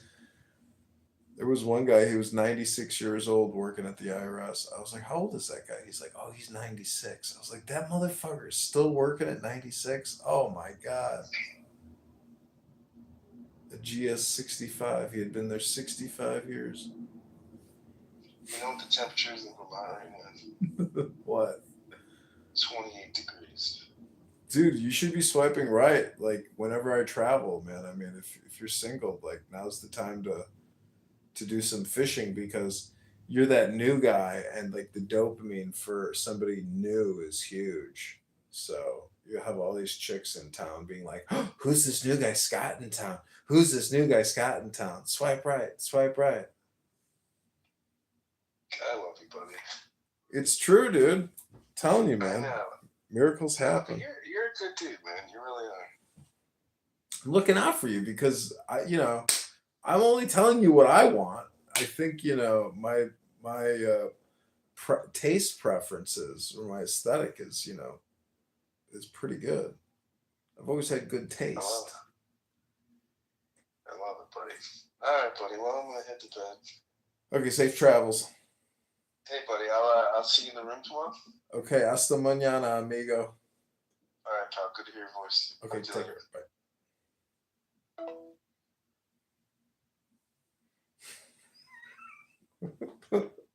This is the show that never ends. Yes, it goes on and on, my friends.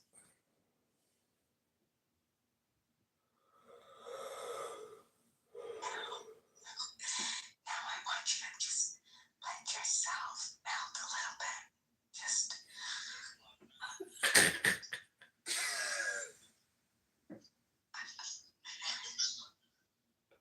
Can't laugh. Have to relax. I want you to close your eyes. Everything can wait. Everything can wait. The world can wait. The world can wait. Okay, maybe we should create an ASMR. Oh, we can still get the Mayor's room. There's a lot of church fathers that would disagree with that.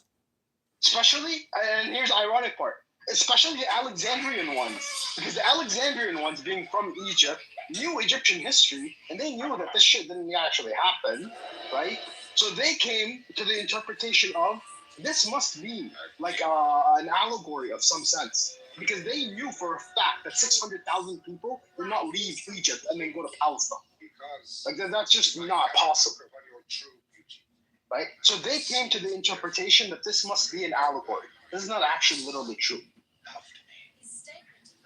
Yeah, this is very well founded in church history. There's a difference between what you're saying and what Gone, whatever. Stop mocking Christianity in the chat, otherwise I'll have to kick you out of my fucking room.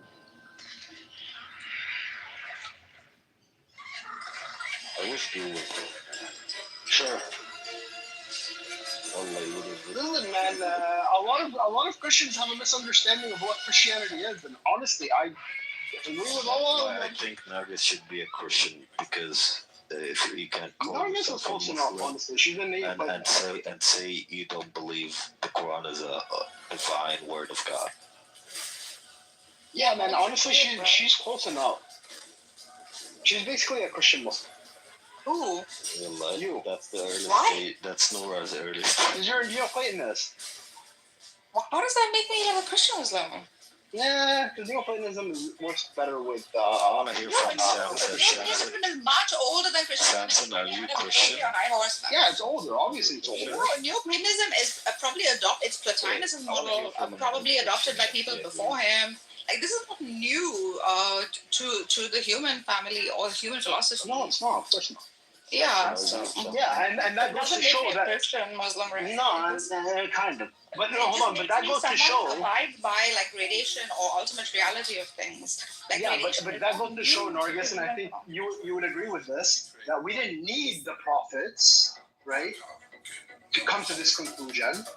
That the prophets came to give us this conclusion from a Christian mindset, of course, as a result of God's grace. Yeah. Not out of necessity. It is God's mercy.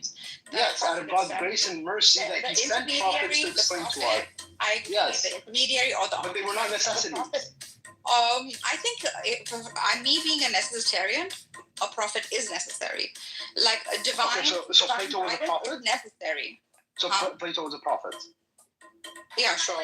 Yeah. That's problematic. Aristotle was a prophet. Buddha was a prophet. These people were prophets. Fantastic.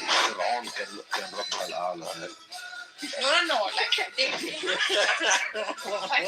you guys are bastards. Like we had prophetic message that Wait. So you see why I call her a Christian Muslim? No, don't call her Muslim at all, bro. We can claim her, bro. You can have her. We don't want her, bro. We don't want her. And I even think Zarathustra was Listen, I want to hear from Samson. If he's a Christian, Samson is a Christian, I want to hear his perspective on it. Benny Adam, like when did Plato become a prophet in Christianity? Benny Adam, like come on. No, he's not. No, he's not. I'm not saying that he was. That's the point. I'm saying that Plato got to this theology. Hold on. I'm saying Plato got to this theology independent of God. That you can achieve this theology, this understanding of God, independent of God. Who is ever independent of God? Okay, hold on. Non-existent. I'm saying independent of divine revelation. Probably qualifies as not a Rasul with a Risala. Plato probably qualifies as a sign from God who probably holds the truth. Now, does it make him a Rasul? No, it doesn't make him a Rasul. It makes him a Nabi. Yeah. Yeah, that's what a prophet is. The sort of messenger. But not a Rasul with a Risala. Yeah, okay, fine. Yeah. But he's a Nabi. And no one's free of divine inspiration. Like, I don't know, as a Christian, wait. You have a divine inspiration? Hold on a minute. You have divine inspiration? Yeah, Benny has divine inspiration. No, don't talk about Venero. Don't talk about. You have divine inspiration? I don't have that. When did I say I have divine inspiration? You just said everybody has divine inspiration. I did not say everybody. You literally said that. No, I did not. I don't make such informative statements that I cannot provide evidence. Have you ever met somebody with divine inspiration? Oh, have I met someone with some divine inspiration? Is not revelation. So you're gonna shoot yourself in the foot right here. No, I'm not. Yeah, she's gonna send Mika out. She's gonna send Mika. He's ignoring dude. Inspiration is not the same as revelation. Revelation is very important. Listen, you fool, Prince. I'm not. Inspiration is tajalli. Okay, revelation. No, inspiration is wahi. It's wahi. No. Revelation is wahi. Inspiration is tajalli. There are many great people Samson, are who you have Christian? very spiritual. You know what? Never mind. Inspired by God, right? Hold on a second. Let's ask the atheist Jew. Barakat. Yes, Habibi. لعن شكلك هذا راح تلبسني موساد والله حاج. What do you say? Anyway, Nagas, I wanted to ask you what makes us Persian. We no rules. Oh my God, Samson. No rules makes us Persian. Samson. The Majusiness in us makes us Persian. Please, we don't want to have this conversation because. No, like, it's a good point. Yeah, but very good Oh, discussion. sadly, my 23andMe provided me as most Arab, so I don't know how to face this Abusive, with my John. What do you mean freaking abusive? my lineage is so I don't know. Samson, what Christian denomination do you belong to? I'm not ashamed. But Nagas, listen. The reason why It's Nowruz, Samson. That's really what makes us Persian. Wait, I thought he wasn't a Christian. Because of the picture. No, I remember him saying he was a Christian, but maybe I was wrong. Maybe he's a Christian Jew, like whatever. I think maybe a Jew. He can be anything he wants.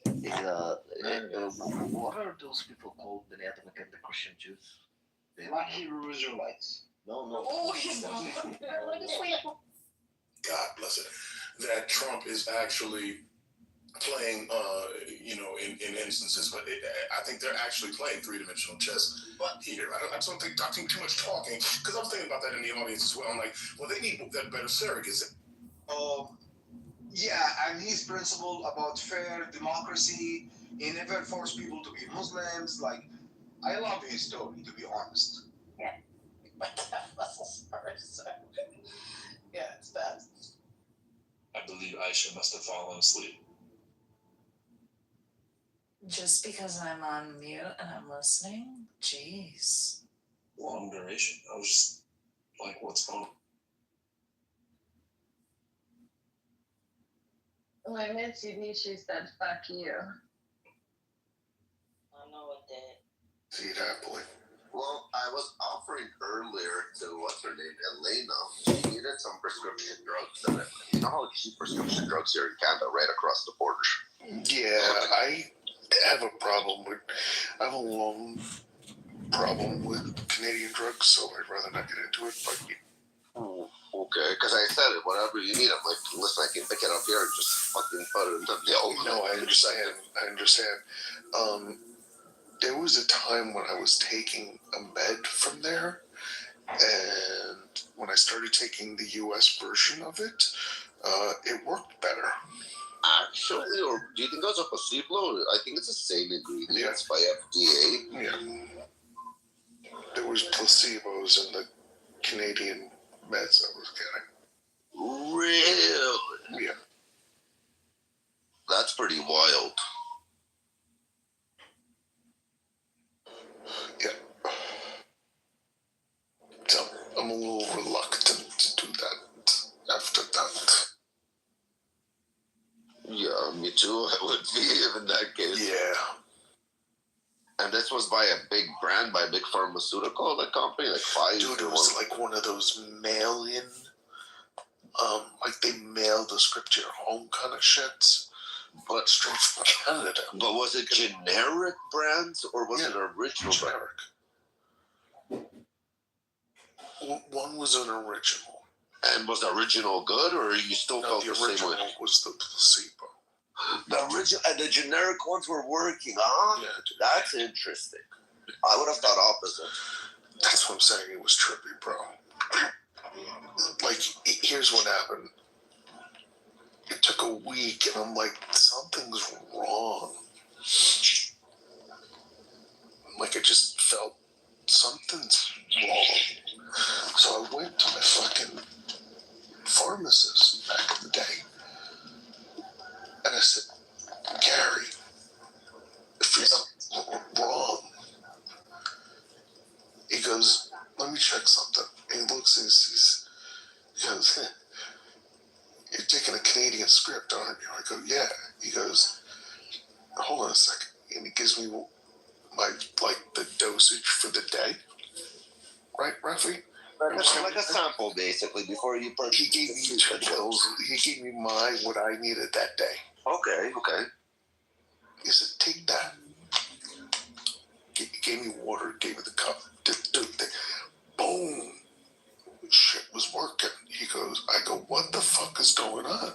He goes, we know about that. So it's a known thing. Yeah.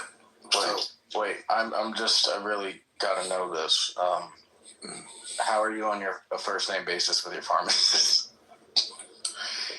This was back. You remember back in the day when you knew your pharmacist? No. And shit. No. Okay. There used to be a time when you would know. You'd be like on a first name basis. Your pharmacist used to be like your family doctor. You would know. You would only go to one place. Like, are you fucking kidding me? Yes. Really? Yes. I see that like for my dad, for example, like his pharmacy where he picks up his pills are the same place where his family doctor sits. Yeah. As soon as he walks out, he constantly goes to the same pharmacist. So he already knows my dad's record.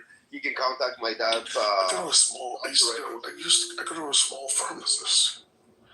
Small guy. I mean, he did well, but he was a small pharmacist. It was like a family shop, like a person. Yeah, it was a family. What was he like? 5'5", 5'6"? Huh? You said it was small? Yeah. Oh, he needs Trent or something. Oh my God, shut the fuck up. You're not just being... He was talking about the guy. Bro, like, there's Rafi Moronic, and now there's Matt Trent Moronic.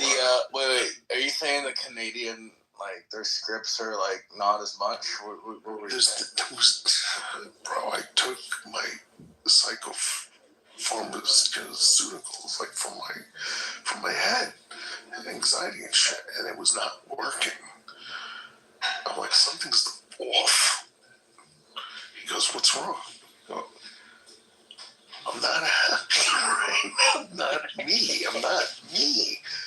Like, I want to hurt someone. He's like, so he goes into the thing, and he knew the med that probably was off. And so he goes, yeah, hold on, try this, which was basically me taking it for the first time. Worked like in seconds, bro. I was like, what the fuck is going on? And it wasn't placebo effect, it was just boom. I was like, okay, I see. Never again.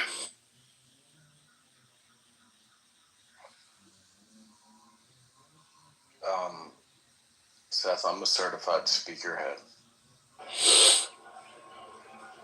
Now you were certified trend speaker. Oh, that too, but I love speakers. I love them. As long as you're not a certified dickhead, you're fine. Well, we haven't gotten there yet, but no. Okay. I'm just saying that's the last step.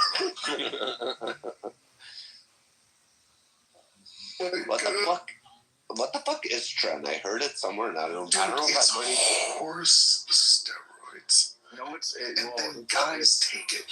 Fucking sick. Oh, okay. I don't remember if I heard it somewhere else or just Matt said it so many times in the fucking room. I'm having deja vu. Like I already been like hearing this fucking word all my life. It's sick as fuck.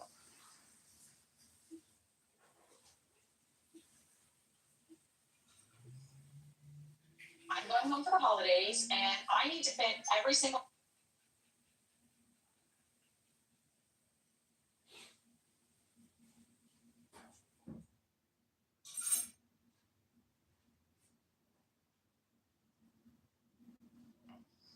I refuse to pay for YouTube, the ads, but I get them like fucking 24/7. Might as well.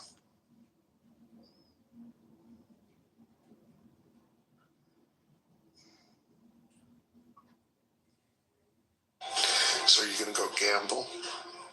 Play cards somewhere, Matt? Am I gonna go gamble? Why am I gambling? I don't know. So you can make money. Oh yeah, I gotta do that. That's a good point. Like when you go, I just need 20,000.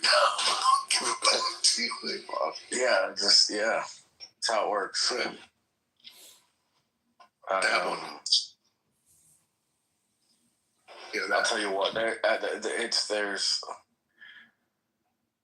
I still have yet to find a feeling as good as, I think the best feeling in the world is getting unstuck, especially like a 6-digit number. It's the best thing. You can probably back me up on this. What do you mean? When you get when you're down a lot of money and then you get then you come back from it. Yeah, but fuck. It's the best. And then making a fucking $100,000 in a night, that's fucking sick as fuck, dude. Yeah, but that's one every fucking 6-7 months. And again, you have to be 1 in a million to hit it like that. No, I mean, you just go on a run. It's not in a one night. You do it in fucking a week, 2-3 weeks. Doable. When was the last time you did it? Let's say, Matt. I did it in June. Of this year? Yeah. And the time prior to it, to be honest? That would have been August the previous year. So almost a physical year. Yeah. Actually, no, it would have been February that year. Not 100, but it was 60. So you just rely on gambling? I have other means. Okay. What's the most you lost in one day? Ooh, that's a tough one. I try to cap it, but it's tough. One day, if I lose, there have been games where, like poker, I've lost 60,000 before. It's not fun. But you get numb to it. But it still stings. But the amount of money, it just doesn't really even matter, man. Sometimes I get fucking pissed off for losing $20. You know? I was playing a house game at my friend's place. It was a friendly game. It's his family. It was just a home game. Yeah. Sure. We're sitting, we're playing. So there's my brother hosts games. Again, you want to have muddied messaging. That doesn't make sense to me at all. And the number one thing that you should want to do, because the number one thing that's going to make a difference here is public opinion broadly. Okay? You are trying to win public opinion. The way the people feel is the amount of pressure that you can put on Republicans. Trump is historically unpopular right now. Keep pushing in that direction. And if you have muddied messaging, it makes it hard for the people to be on your side. And instead of training their fire on the other side, there's infighting. So what he could have done if he knew this was coming to an end was he could have made a grand gesture. He could have basically said, we decided that we weren't going to put the American people through hell. Not on Thanksgiving, not during Christmas. So we found a way to give people a rest, a bit of a break in a hard time because Donald Trump is ruining everything he touches. And we're going to keep fighting for the American people, but right now we're not going to take food out of hungry mouths. Sorry. And instead we have this muddied mess, and it's not 3-dimensional chess. I'm sorry, he didn't even have a press release out yesterday. That is basic table stakes of messaging. It's just embarrassing. I don't think that this was the wrong action. I actually think it's the right action, and it's just terribly delivered. And if I were, again, if this was a normal time and we were in normal situations, I would get it, right? But we are not in normal times. And this is what I think we're forgetting. We are not living in normal times. We are not living in a normal political situation. And I think we are thinking as though we are under normal protocols and normal policies of how normal political times look. It's not normal, guys. It's just not. And when you have rogue ass senators that are doing rogue ass shit because they just don't give a fuck, that's what's going to happen. And we just gotta be unokay with it. They're not on messaging with the Democrats. Fetterman has already shown his ass that he's not been on message with the Democrats from day fucking one. This is the same motherfucker that went to the goddamn inauguration in damn a sweatsuit. Are we okay? What are we talking about? This is the same friggin' fool that literally has not been on message since day one. And you are expecting him to be on message now. What are we talking about? I think there's Come on, guys. Really? There's another consideration. Another consideration is they understand that others understand that as well, because they're not stupid people. So they understand that others understand that you can use those things to your advantage. Whereas other things that others believe that they are weaknesses, you can use them as strengths. Now, I know this seems a bit far-fetched, but it's not really when you think about it. If I'm playing political theater, I'm going to use those things to my advantage. I'm going to be looking disheveled or sounding like you're not on code or you're not. You can use those things to your advantage if you flush them out. If you actually have a plan, if you're strategic, you can consider this, but this can be a degree of political theater that you can use to your advantage. So I think there's another, and I think the assumption that they don't give a fuck is, that's, there's a case to be made there, but there's also a case to be made in the other direction too. Maybe because they're leaving, they want to leave the party, and they do give a fuck, and they're trying to do what they think is going to help the party. It's awfully suspicious that those 8 people or the 7 and 1 people are going to leave at the end of these terms or not running again. That's too specific not to take that into consideration. Yeah, the only problem that I have with that, and everything that you said was 100% correct. The only problem with that is that, time is of the essence. And when you look in the paper and you look at social media and you look at the conversation and the national discourse, it doesn't look good. And I laughingly, because how I do sometimes in these spaces, but I laughingly was like, I don't really understand what the mess is, what's going on, why there's a somber mood. And I was saying that because I thought that it was all about food stamps and snaps and everybody getting their paychecks. Then it happens, and then all of a sudden, there's a whole bunch of infighting. People are throwing milk cartons at each other. It just doesn't make any sense, and it's a bad look. Well, that's not what it was about initially. That's not what it was about. It was about actually saving the subsidies. It was about saving portions of ACA. So, that's not what it was about initially. The byproduct of the shutdown caused people to be furloughed rather, and to lose SNAP benefits, which were actually on the, SNAP benefits was actually on the, in the account as well. But the bottom line is now that's all been returned. So, but that's not because of poor messaging. To Aaron's point, and to CEO's point, that's not been the messaging. That's not what's being talked about. What's being talked about is that they didn't hold out long enough, because there are segments of there's segments of the constituency that aren't considering the other ones. That are considering that there are still people who were furloughed and did not have their job. But there are people who are going to eat. There are people who are going to have their jobs back at least. Well, now they'll have them, they'll have them even past January. But in January, this can come back to the floor. They can start, whatever process or whatever strategy they want to implement up until that point and bring this back. They have the opportunity to do the exact same thing at the end of January. And it's not like we're talking about that's a year from now. We're talking about 2 months from now. I think the strategy is brilliant. I just don't think it is. I don't think it's been explained well enough. But maybe, just maybe, there is because they've done what they should do to this point. Maybe there's a point to that. That's all I'm suggesting. I don't actually know, but I'm saying maybe there's actually something to this as well, especially when there is another option on the other side of it. And it's not even that far away. Respectfully, I think you're wish casting. Schumer doesn't have a track record of 3-dimensional chess. Schumer, and even still, answer me this. If he had come out and said, if he knew this was coming, which I think they probably did, and I think CEO is right about that they basically decided that the inflection point at which they were going to stop getting political benefit, and it was going to either plateau or start to move the other direction, was starting to appear, and they had already, I think that they did have some impact on the election, and it was time for a different move. Tell me why it wouldn't have been better to say Donald Trump has put us in an impossible position.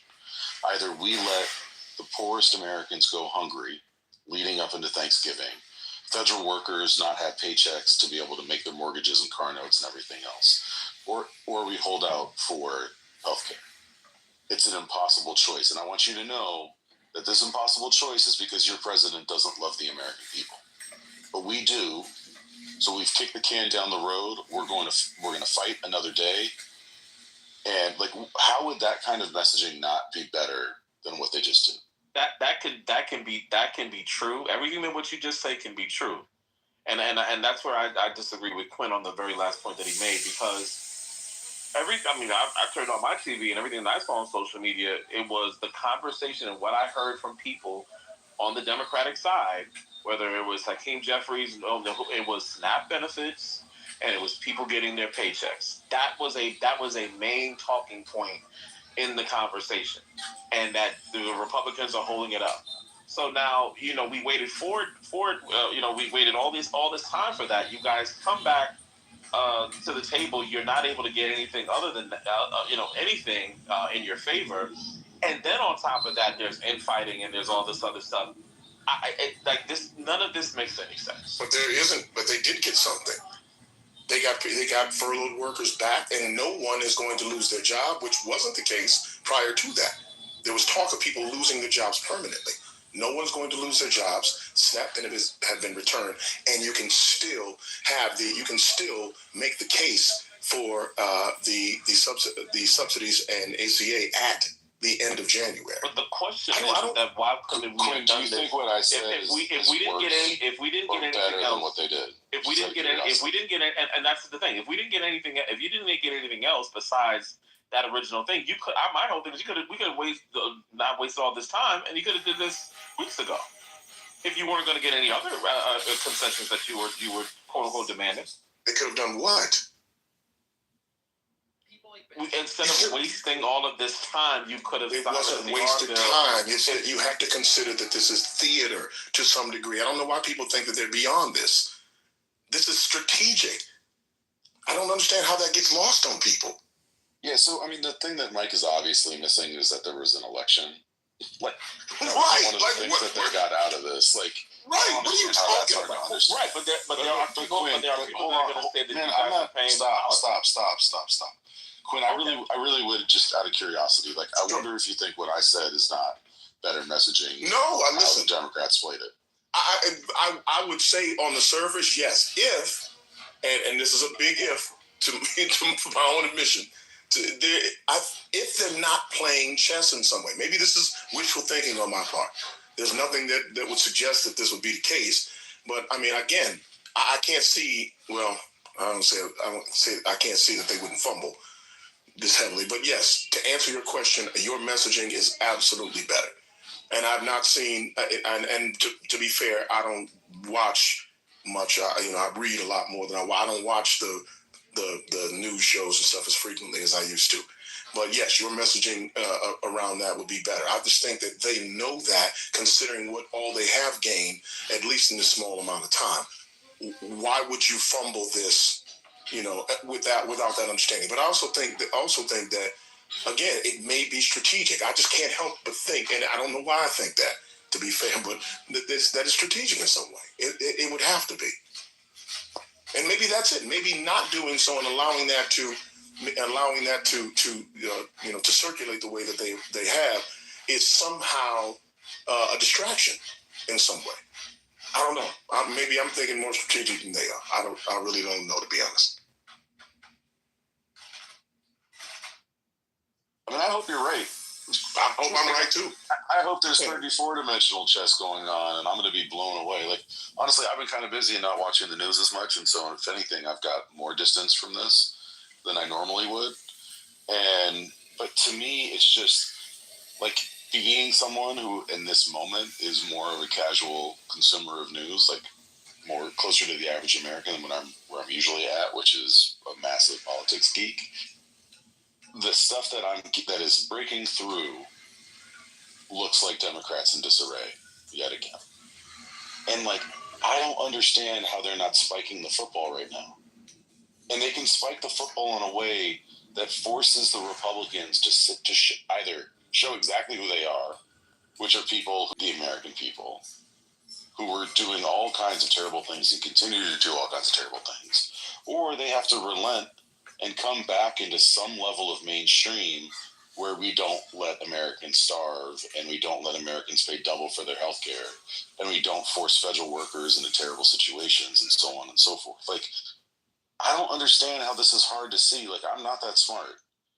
Like, I just don't, like, if that is the plan, spike that football and people are going to go, you know what? Like, progressives, people who really, or just, let's just say people who wanted them to hold out longer would at least have a reason. And they could say, maybe I disagree with that, but at least they got a strategy and let's see how it plays out. But instead, they let people like the woman that Lisa was playing earlier, you know, be able to go on a rant and basically say, what the hell is the strategy? They did it again. They chickened out. And that to me is just terrible, terrible communications. I agree. And if we're basing this on what they've done from a messaging aspect on historically, then yes, this is not good. But no, I don't think I think there's time to do that, though, if that's the case. Yeah, but I think that if you share too much, then you allow Trump to disrupt your strategy. So I'm not in favor of over communicating. Like, how so? Because if it was basically the idea is like, you know, you're trying to end the shutdown because XYZ, like I said, there would have been some sort of pivot he would have made, right? He's just not going to allow that to happen. So I don't see the point of communicating the strategy to that degree. And I think that the base right now just wants blood. So you're just going to have to deal with this sort of thing anyway. The only pivot that's available to him from the messaging that I provided is to actually feed hungry people, address the healthcare subsidy problem, and stop attacking federal workers. So the pivot is a win for Democrats because, you know, those are the priorities, right? And that would mean that they would have won concessions, and that would be fantastic. The only other pivot that, you know, he could do is what he tends to do, which is, I don't know, pardon 70 people like Giuliani, you know, just throw like some other random shit in the air, which he does all the time anyway. So that's not even a change. It's not even a pivot. And then the other thing that would be available to him is to do the same stuff and look like an asshole. Like, one thing about federal workers that's true is virtually all of us know one. Like, it's very hard to not know a federal worker. And there's like, what, 3 million of them or something like that? Like, they're in every community across the country. Like, this is not a hard thing to do. And so, like, if you care about people, and Democrats largely do care about people, saying that you took care of people seems like an obvious thing to do. And that's not central to their messaging. Like, how can that not be central to your messaging? You just helped people. Tell the world that you helped them.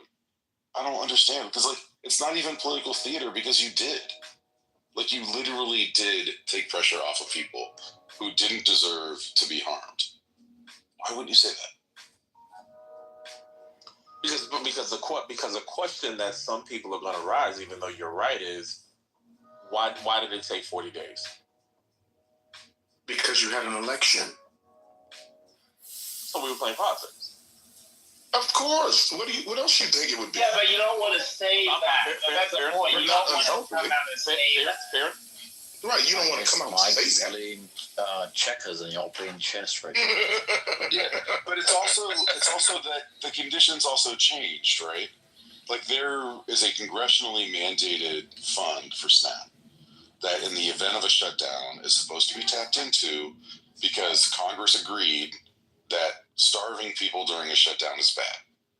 And Donald Trump in his infinite wisdom decided that starving people is good. Yeah. So that was a condition that shifted. So say that, you know? And like the fact that they were planning on cutting all these jobs and hurting people, and you save those jobs in at least a semi-permanent way, say that. Like, that's a good reason to change your tune and to take care of people. Like, I don't, like, this is, you don't have to be three-dimensional chess when like the truth is on your side. You can make it plain, and the people who think in three-dimensional chess, right? People in messaging, we call this people who consider future consequences, or they're high CFC, okay? People who consider long-term will understand it. And people who are low CFC, like, I'm trying to buy Thanksgiving dinner. Can I do that or not? or my Thanksgiving meal. Like, can I do that or not? Right? Or low CFC, or just like, what's right in front of me right now? Can I survive? Can I do what needs to be done? Everyone would understand that. And at least it would be a good argument, even if there's like always going to be someone on the left who's going to like say you didn't push hard enough. That's always going to happen. There's always going to be someone in the center who's going to go, we shouldn't have done it at all. That's always going to happen. There's always going to be people on the flanks. But at least for the vast majority of people, you could make a good argument. And that also would work with independence. Like, I can't see the hole in what I'm saying. If you can, poke the hole in it. All right, so here's, I think, the simplest way to frame it. But by not over-communicating, their current position is, we oppose this deal in principle, but won't keep the government shut. That is having your cake and eating it too. If they over-explained it, then you run the risk of exposing the stagecraft and confirming it was political theater. Right. So they didn't say that, and they're continuing to do, and you're going to take a little bit of flack for it, but it's worth what you're risking. Because there was going to be a risk somewhere. You were going to risk something. You were not going to come out of it clean in any way. Even if they were to do what you're suggesting, you still don't come out of it clean. There's still going to be someone who says you didn't do this the right way. You held on, and people are not eating, and you held on, and people aren't getting their medical benefits, and you held on, and people are not able to, people are still out of work. And this is through the holiday season. I fucking hate government. This is horrible, and now everybody's taking a hit. You got to make some choices, and sometimes you got to make some hard ones. The only place I will have any divergence is with Aaron is saying, if in fact we have to entertain that they're just not doing what I think that they're doing, or what I'm suggesting that they may be doing. I don't think they're doing. I don't know what they're doing. Yeah, but I think that's also the point.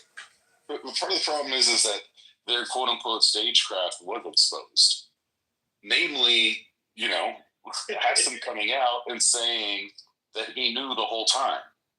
So either Maggie Hassan is like, I don't know, secretly a saboteur, or she's telling the truth and he did know the whole time and he just wanted to like play it off like he was for it because he's more worried about his own reputation than leading the party. And how popular is she?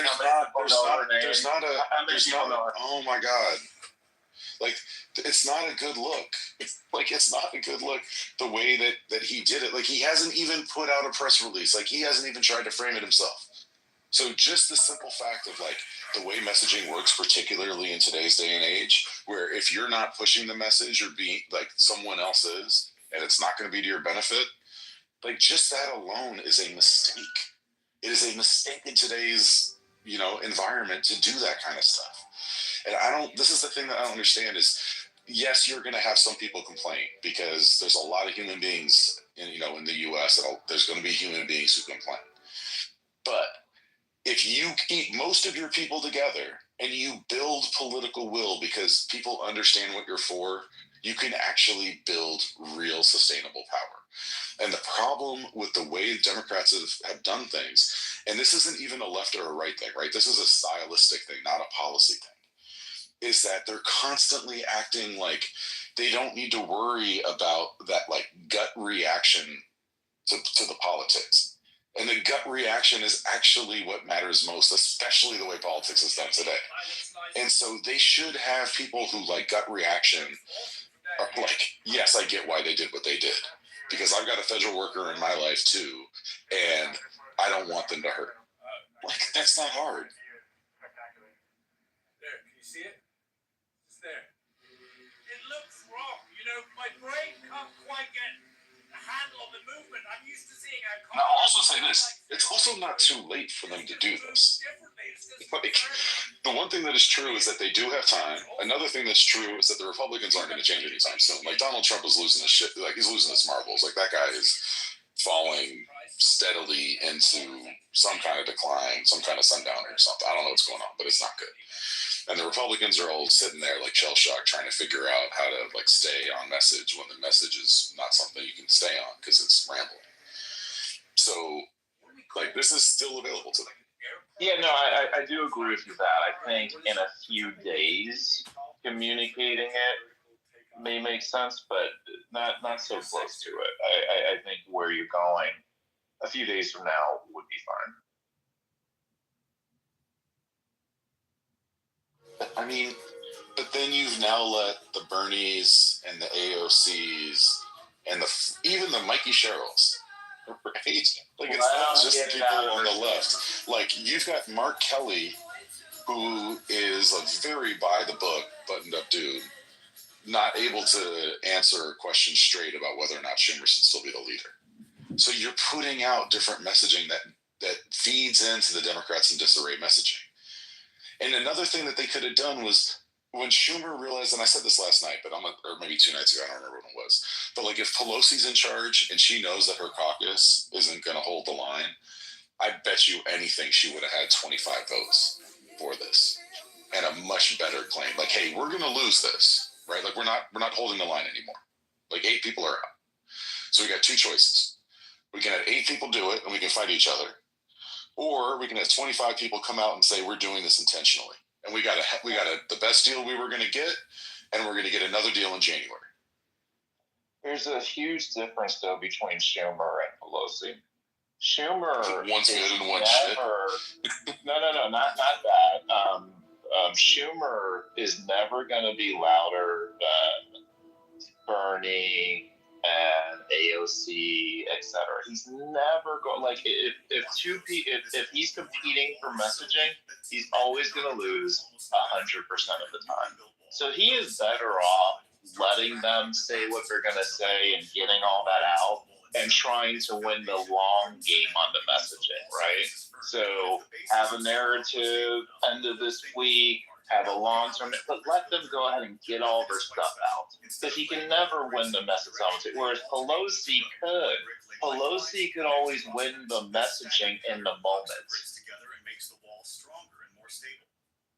Schumer has never won the long game in the messaging, and Pelosi almost always has.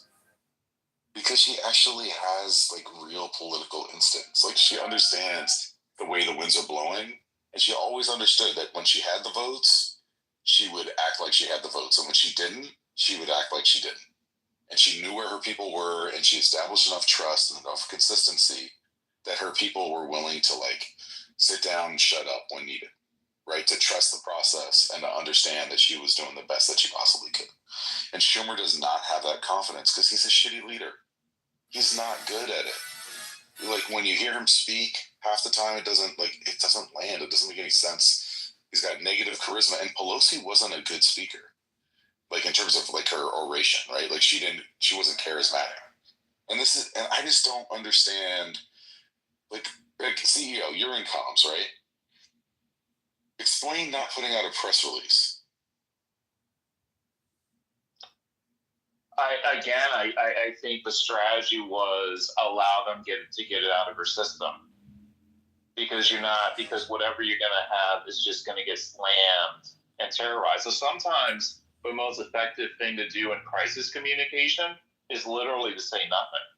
We've done that with clients many times, because basically whatever you put out is just going to be a bone that gets destroyed, right? So sometimes it is better to be silent.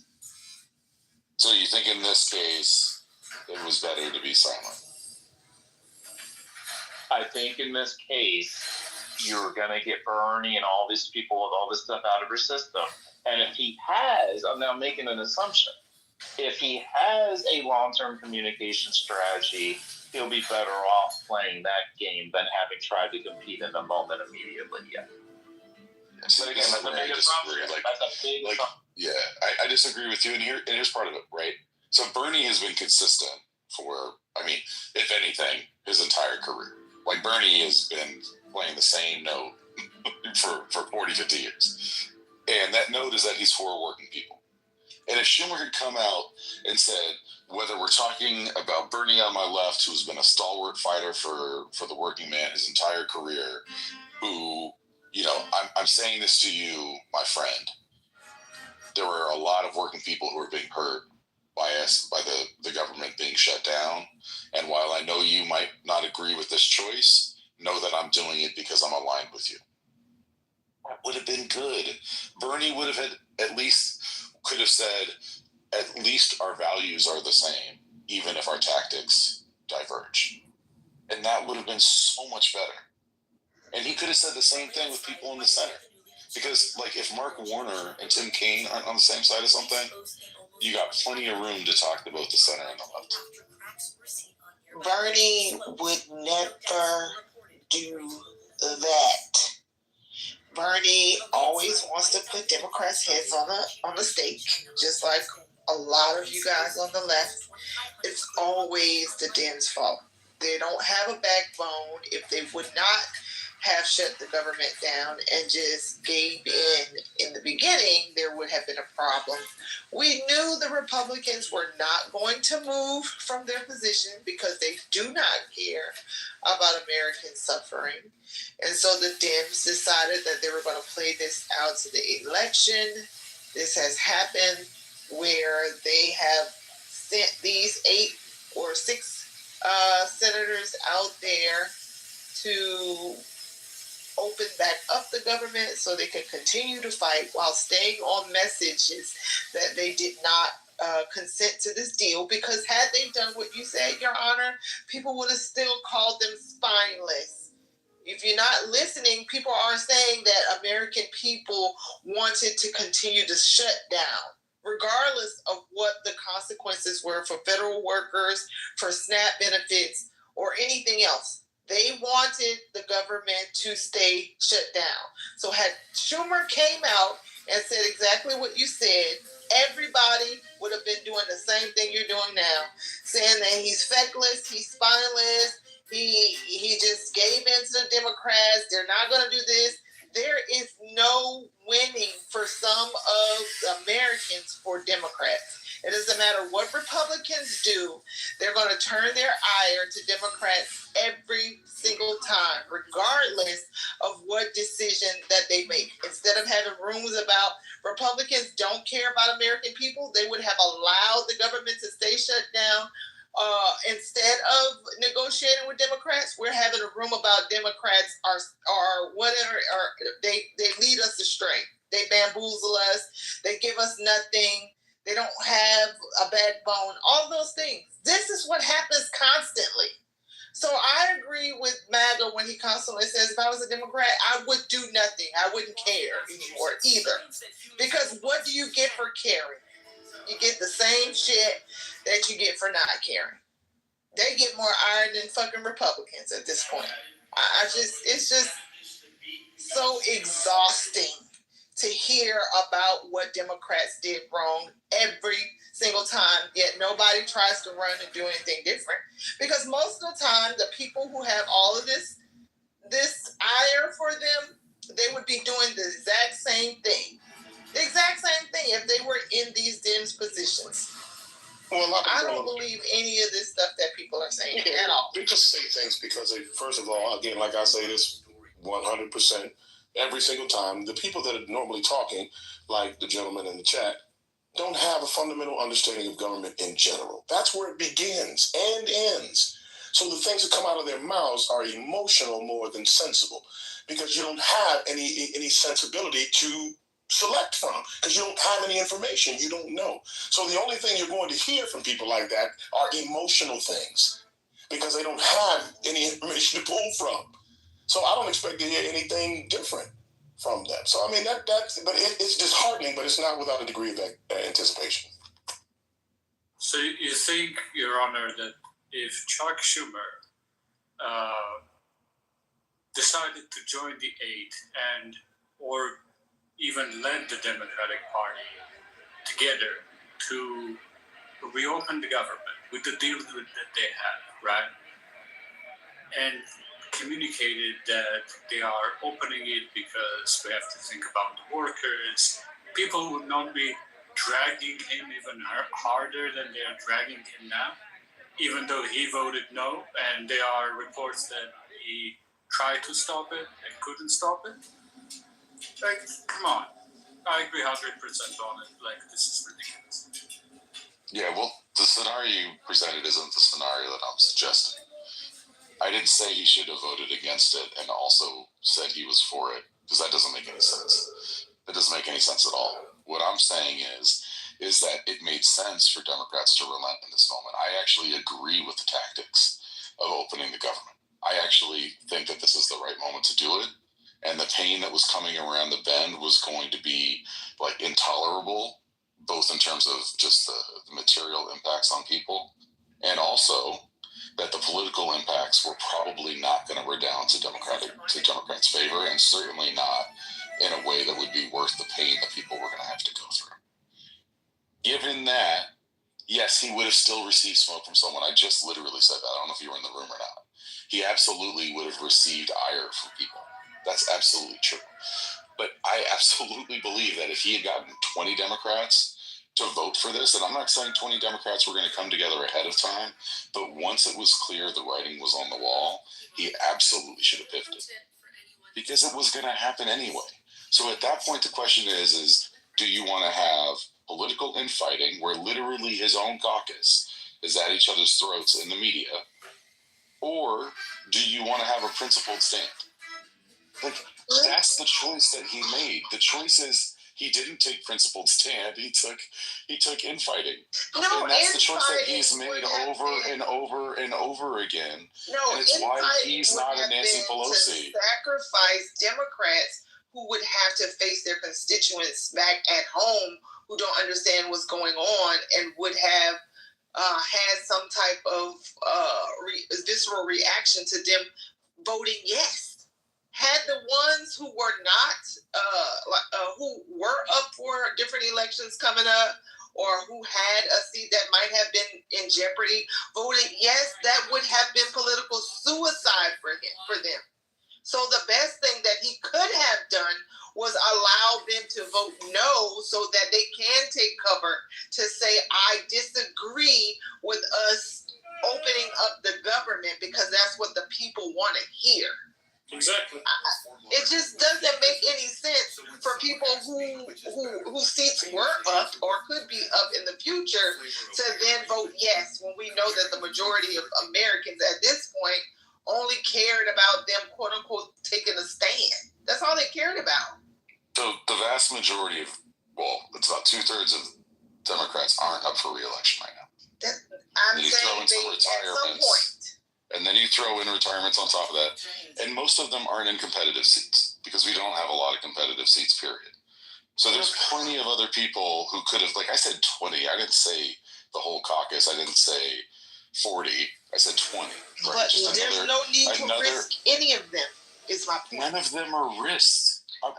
Like, I'm talking about people like Mark Warner or just because they're in a blue district or even a California. Their seat. Alyssa Slotkin voted against this. Okay. She's in Michigan. Your Honor, I'm trying. Like she made a choice to actually like vote opposite of what you're saying, and she decided that it was the right thing for her to do. And that's a meaningful thing for her. Like, and she's absolutely in a seat that potentially could be at risk at some point. So what are we saying? You think Alyssa Slotkin doesn't know what's best for Alyssa Slotkin? She's been one of the most talented politicians in recent memory. I don't love everything about her, but she's very, very good. I don't understand the logic, Your Honor. What's the difference between 8 and 20 people? Isn't that going to fracture the party? I would think so. I don't. So 8 people fractures the party, but 20 people would not fracture the party?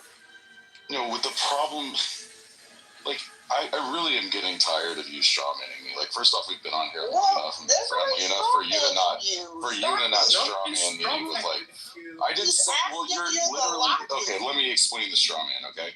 So, I didn't, Bonnet, I don't, why are you talking over me? I am, if you would let me finish. Nobody's actually explaining the strawman, though. Explain the logic. It's the same thing. It's not a question of 8 versus 20. The question is 20 making a principled stand who are able to articulate to the American people why this is the right choice to make versus 8 people who are presented as defectors, where you've got one side of the party fighting tooth and nail with the other side of the party, where it's not even like the normal sides, right? Like some of these are center versus center and left versus left. where there's no clear messaging that is coming out, to the point where on Chuck Schumer's own website, he doesn't even have a press release out. It is unclear what the strategy is here.